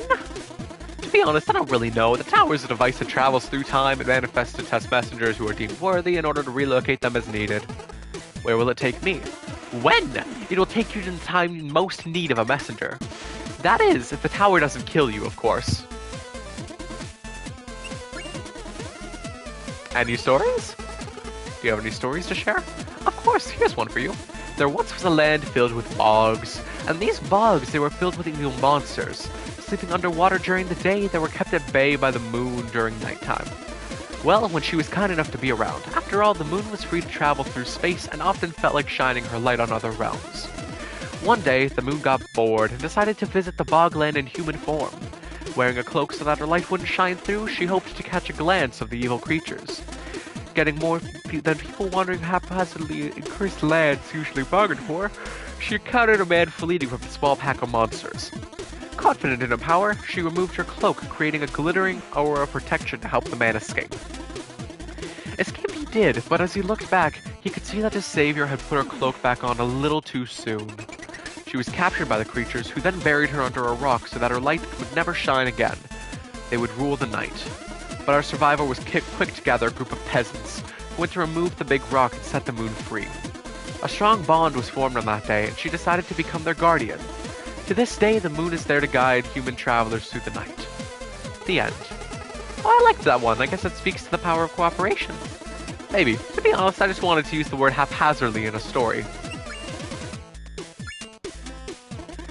I wouldn't have 1,000 crystals right now. But can I get a different cabinet rant?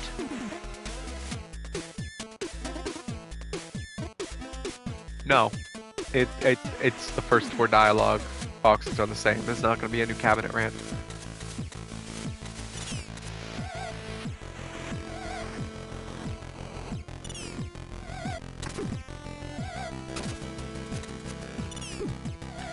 The cabinet rant is a verbal manifestation built on certain scenarios that are put into play at particular times.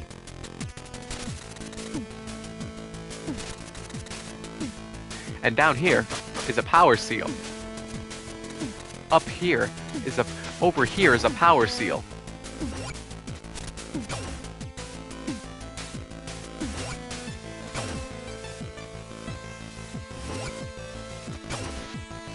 and because you hit it in midair, it carries your cloud step over.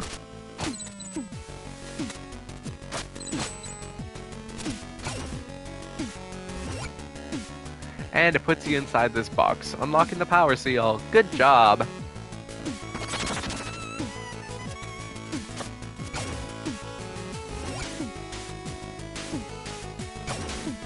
Oh, you also have to go back the entire way. Good luck. Nah, I'm just messing with you. You're dead. Oh, a new custom. Wait. Voice of thought. How am I gonna voice this guy? Oh, oh, a new customer. I'm just gonna go with Beetle from Zelda. What happened? I almost died just there. Strictly speaking, you did. Huh? But how? My name's Quarble. Quarble? At your service. I'm the one you never would have met had you any skills. Shut up! The gist of it is, I have a magic ring that allows me to control space and time. So whenever you are about to die, I will appear to stop everything and teleport you back to the latest checkpoint. Okay, what's the catch? Well, for one, you will still feel agonizing pain every single time. Also, I'm keeping track of your debt in my little notepad, so I'll stick around to steal your loot until either we're even, or I am bored. I mean, I can let you die if you prefer. It seems we have a deal. Glad as we see eye to eyes. Carry on, then. Eye of the shareholder. Meet Quarble. Death is a part of an achievement. You are now followed by this little shit that steals your money.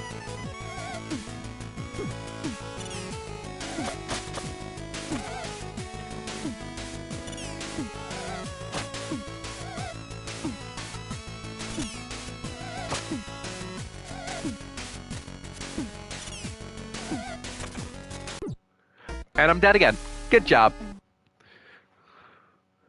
Oh, I totally called that one. Quarble just won another bet.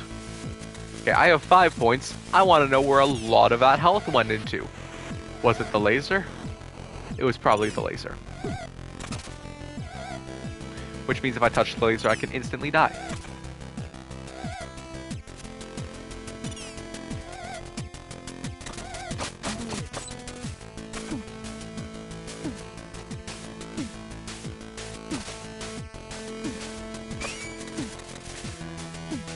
However, death, from what I am aware of, does keep your power seal, so you don't need to go through that again. But instead you have to go through this.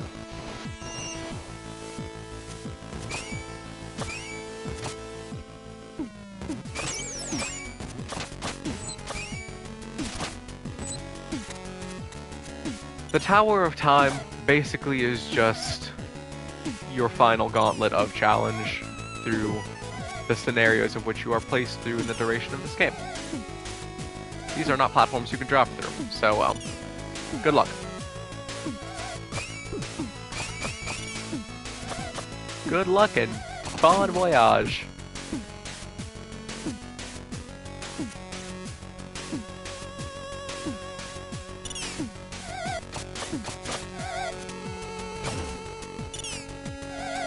I only started saying bon voyage today because it's like a thing that basically sends people who are traveling on their way with well wishes.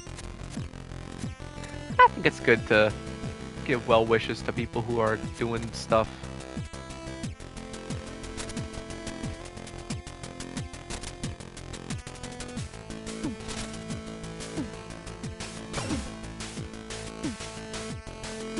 I do like the teleportation crystals though, because they save you from instantly dying.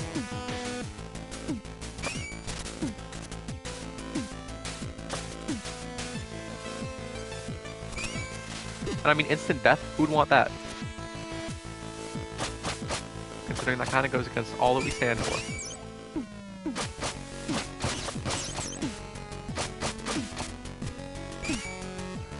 Also, the shuriken's able to start the laser beam, so it's kind of just like a good way to cheat and speed run through the thing.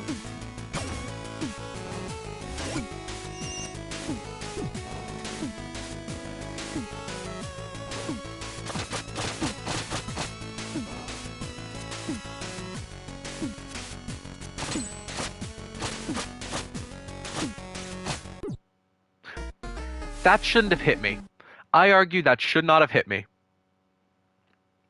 If all else fails, you could try jumping.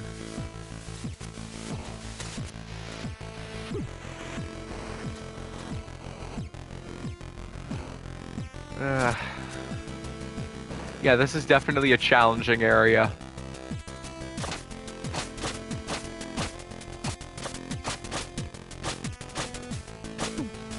Which, I mean, it's played up to be a final trial type thing, so yeah, it would be challenging.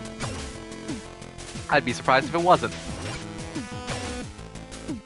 Even though I'm going for the secrets, which are harder. I said I was doing it.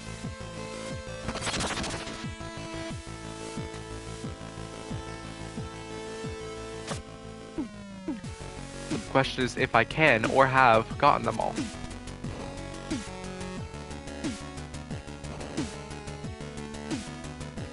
Which I know for that the answer is currently no. I have not.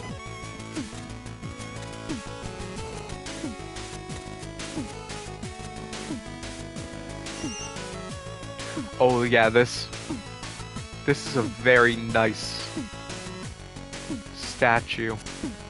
Does it say Queen of Quills on it? That's kind of what I'm getting out of it.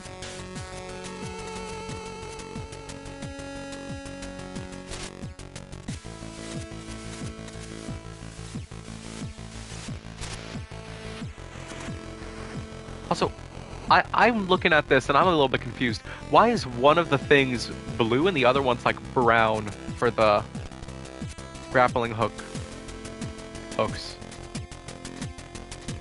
Or not hooks, but rings.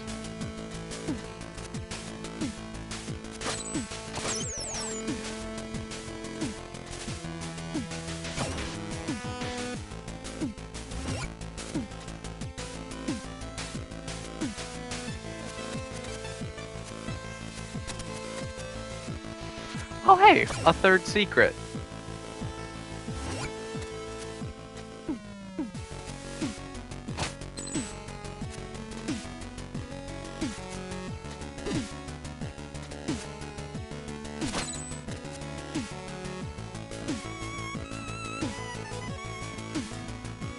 Now the next question, there's an open area to the left.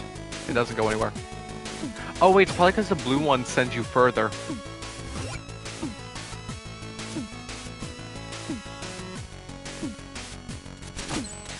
I'm gonna make that my prediction. I guess I just have statues dedicated to the different messengers.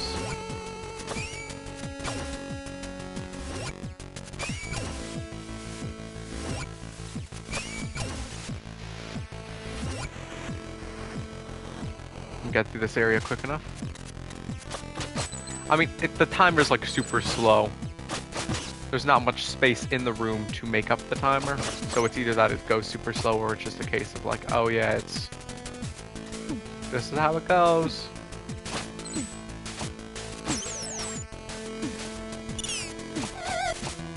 I've already run out of things to really discuss.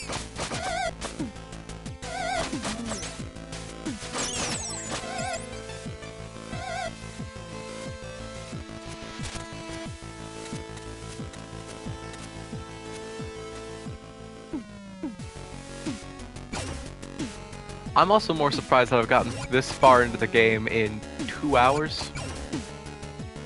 By no means is that speedrunner time. Speedrunners go significantly faster and also don't read through all the dialogue.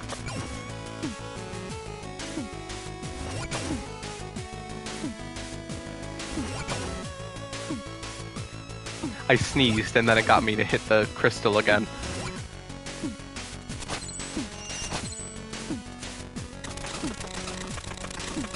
Oh, there's also this room. All the falling platforms and all the laser beams that shoot up at you.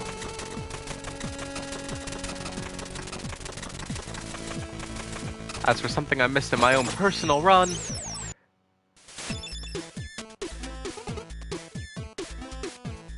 Wait, I thought the shop was physically behind that other door earlier. Oh, so this is the moment that got you. My shop is connected all over the world, and that's totally fine, but somehow it can't be in the same building twice. I can't believe you. Well, there's nothing to talk about. But is there a cabinet?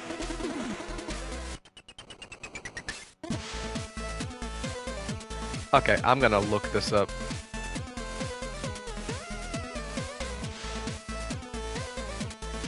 Because I know that there's a cabinet rant that I missed in my personal run.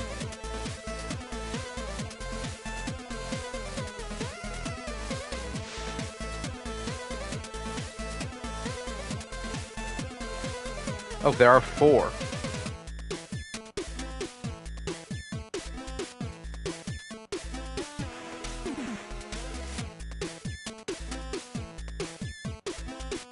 Oh.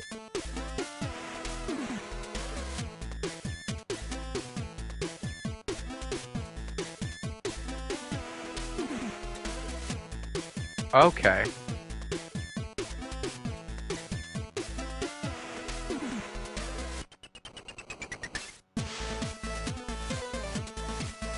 Yeah, I'm just gonna not even try because there is no cabinet rant here.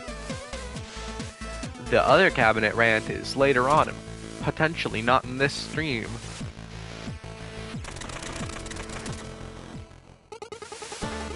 And so you made it through the test of will. Oh, we are so gonna do the thing now. Prepare yourself, messenger, and behold the might of our order. You shall emerge as the chosen one, or not at all. Enough introductions, I'm going first.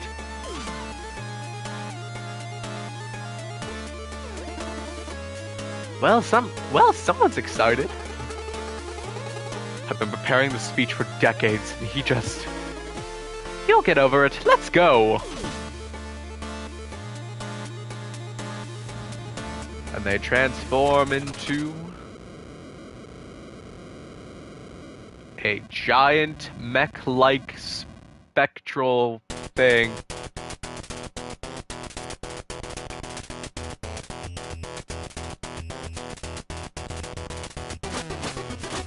So, the attacking point of the boss here is the head. It does summon these little orbs around it that you cannot really get through, so don't put that into your top line of priorities, possibly. It also shoots all the little orbs at you. If you play your cards right, you can just avoid damage altogether. They can also do this, which it becomes completely worthless when you find out the tricks.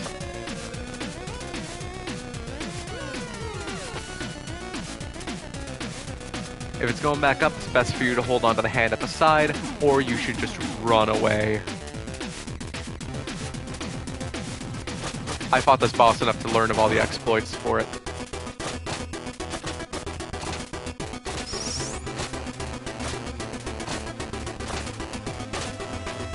Now, I guess due to all the exploits that you can do for this boss, there are significantly more ways to get completely around it.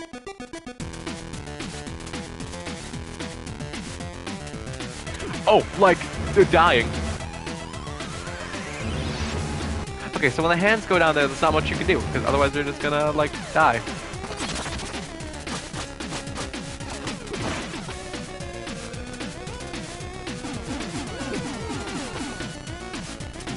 If you can tank a hit, go ahead and do so. If you can't, don't force yourself to.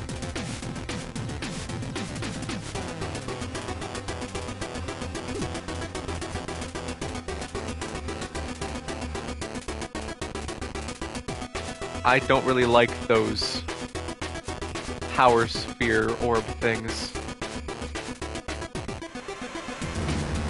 But I do like when the game just gets rid of them. Now, if I could reach them, that would be great.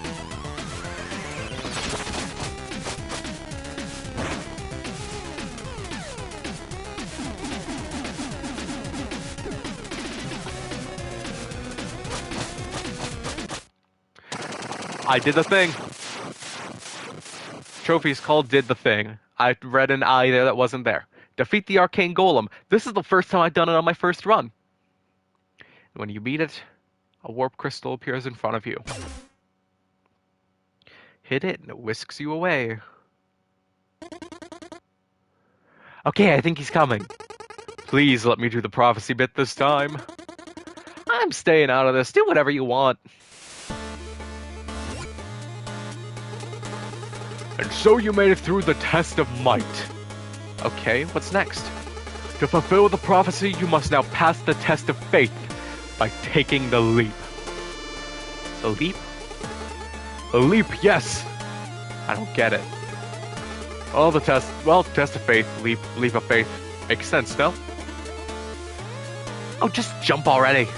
Come on, I was trying to have an epic moment here. Now, hero, lend your courage to hope and your strength to purpose. Then dive into your destiny and merge as the one true messenger. A leap of faith, huh?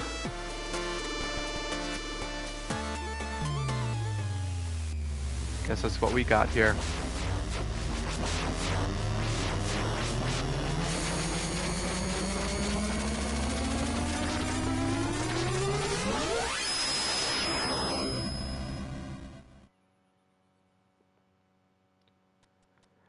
And upon landing, you can tell that things look and sound a little bit different.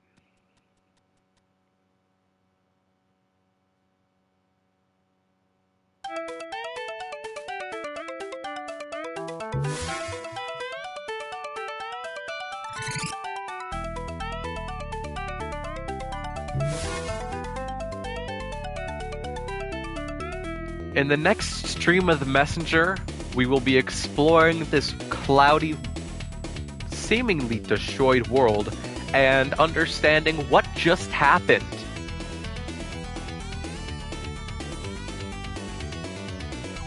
Thanks for watching.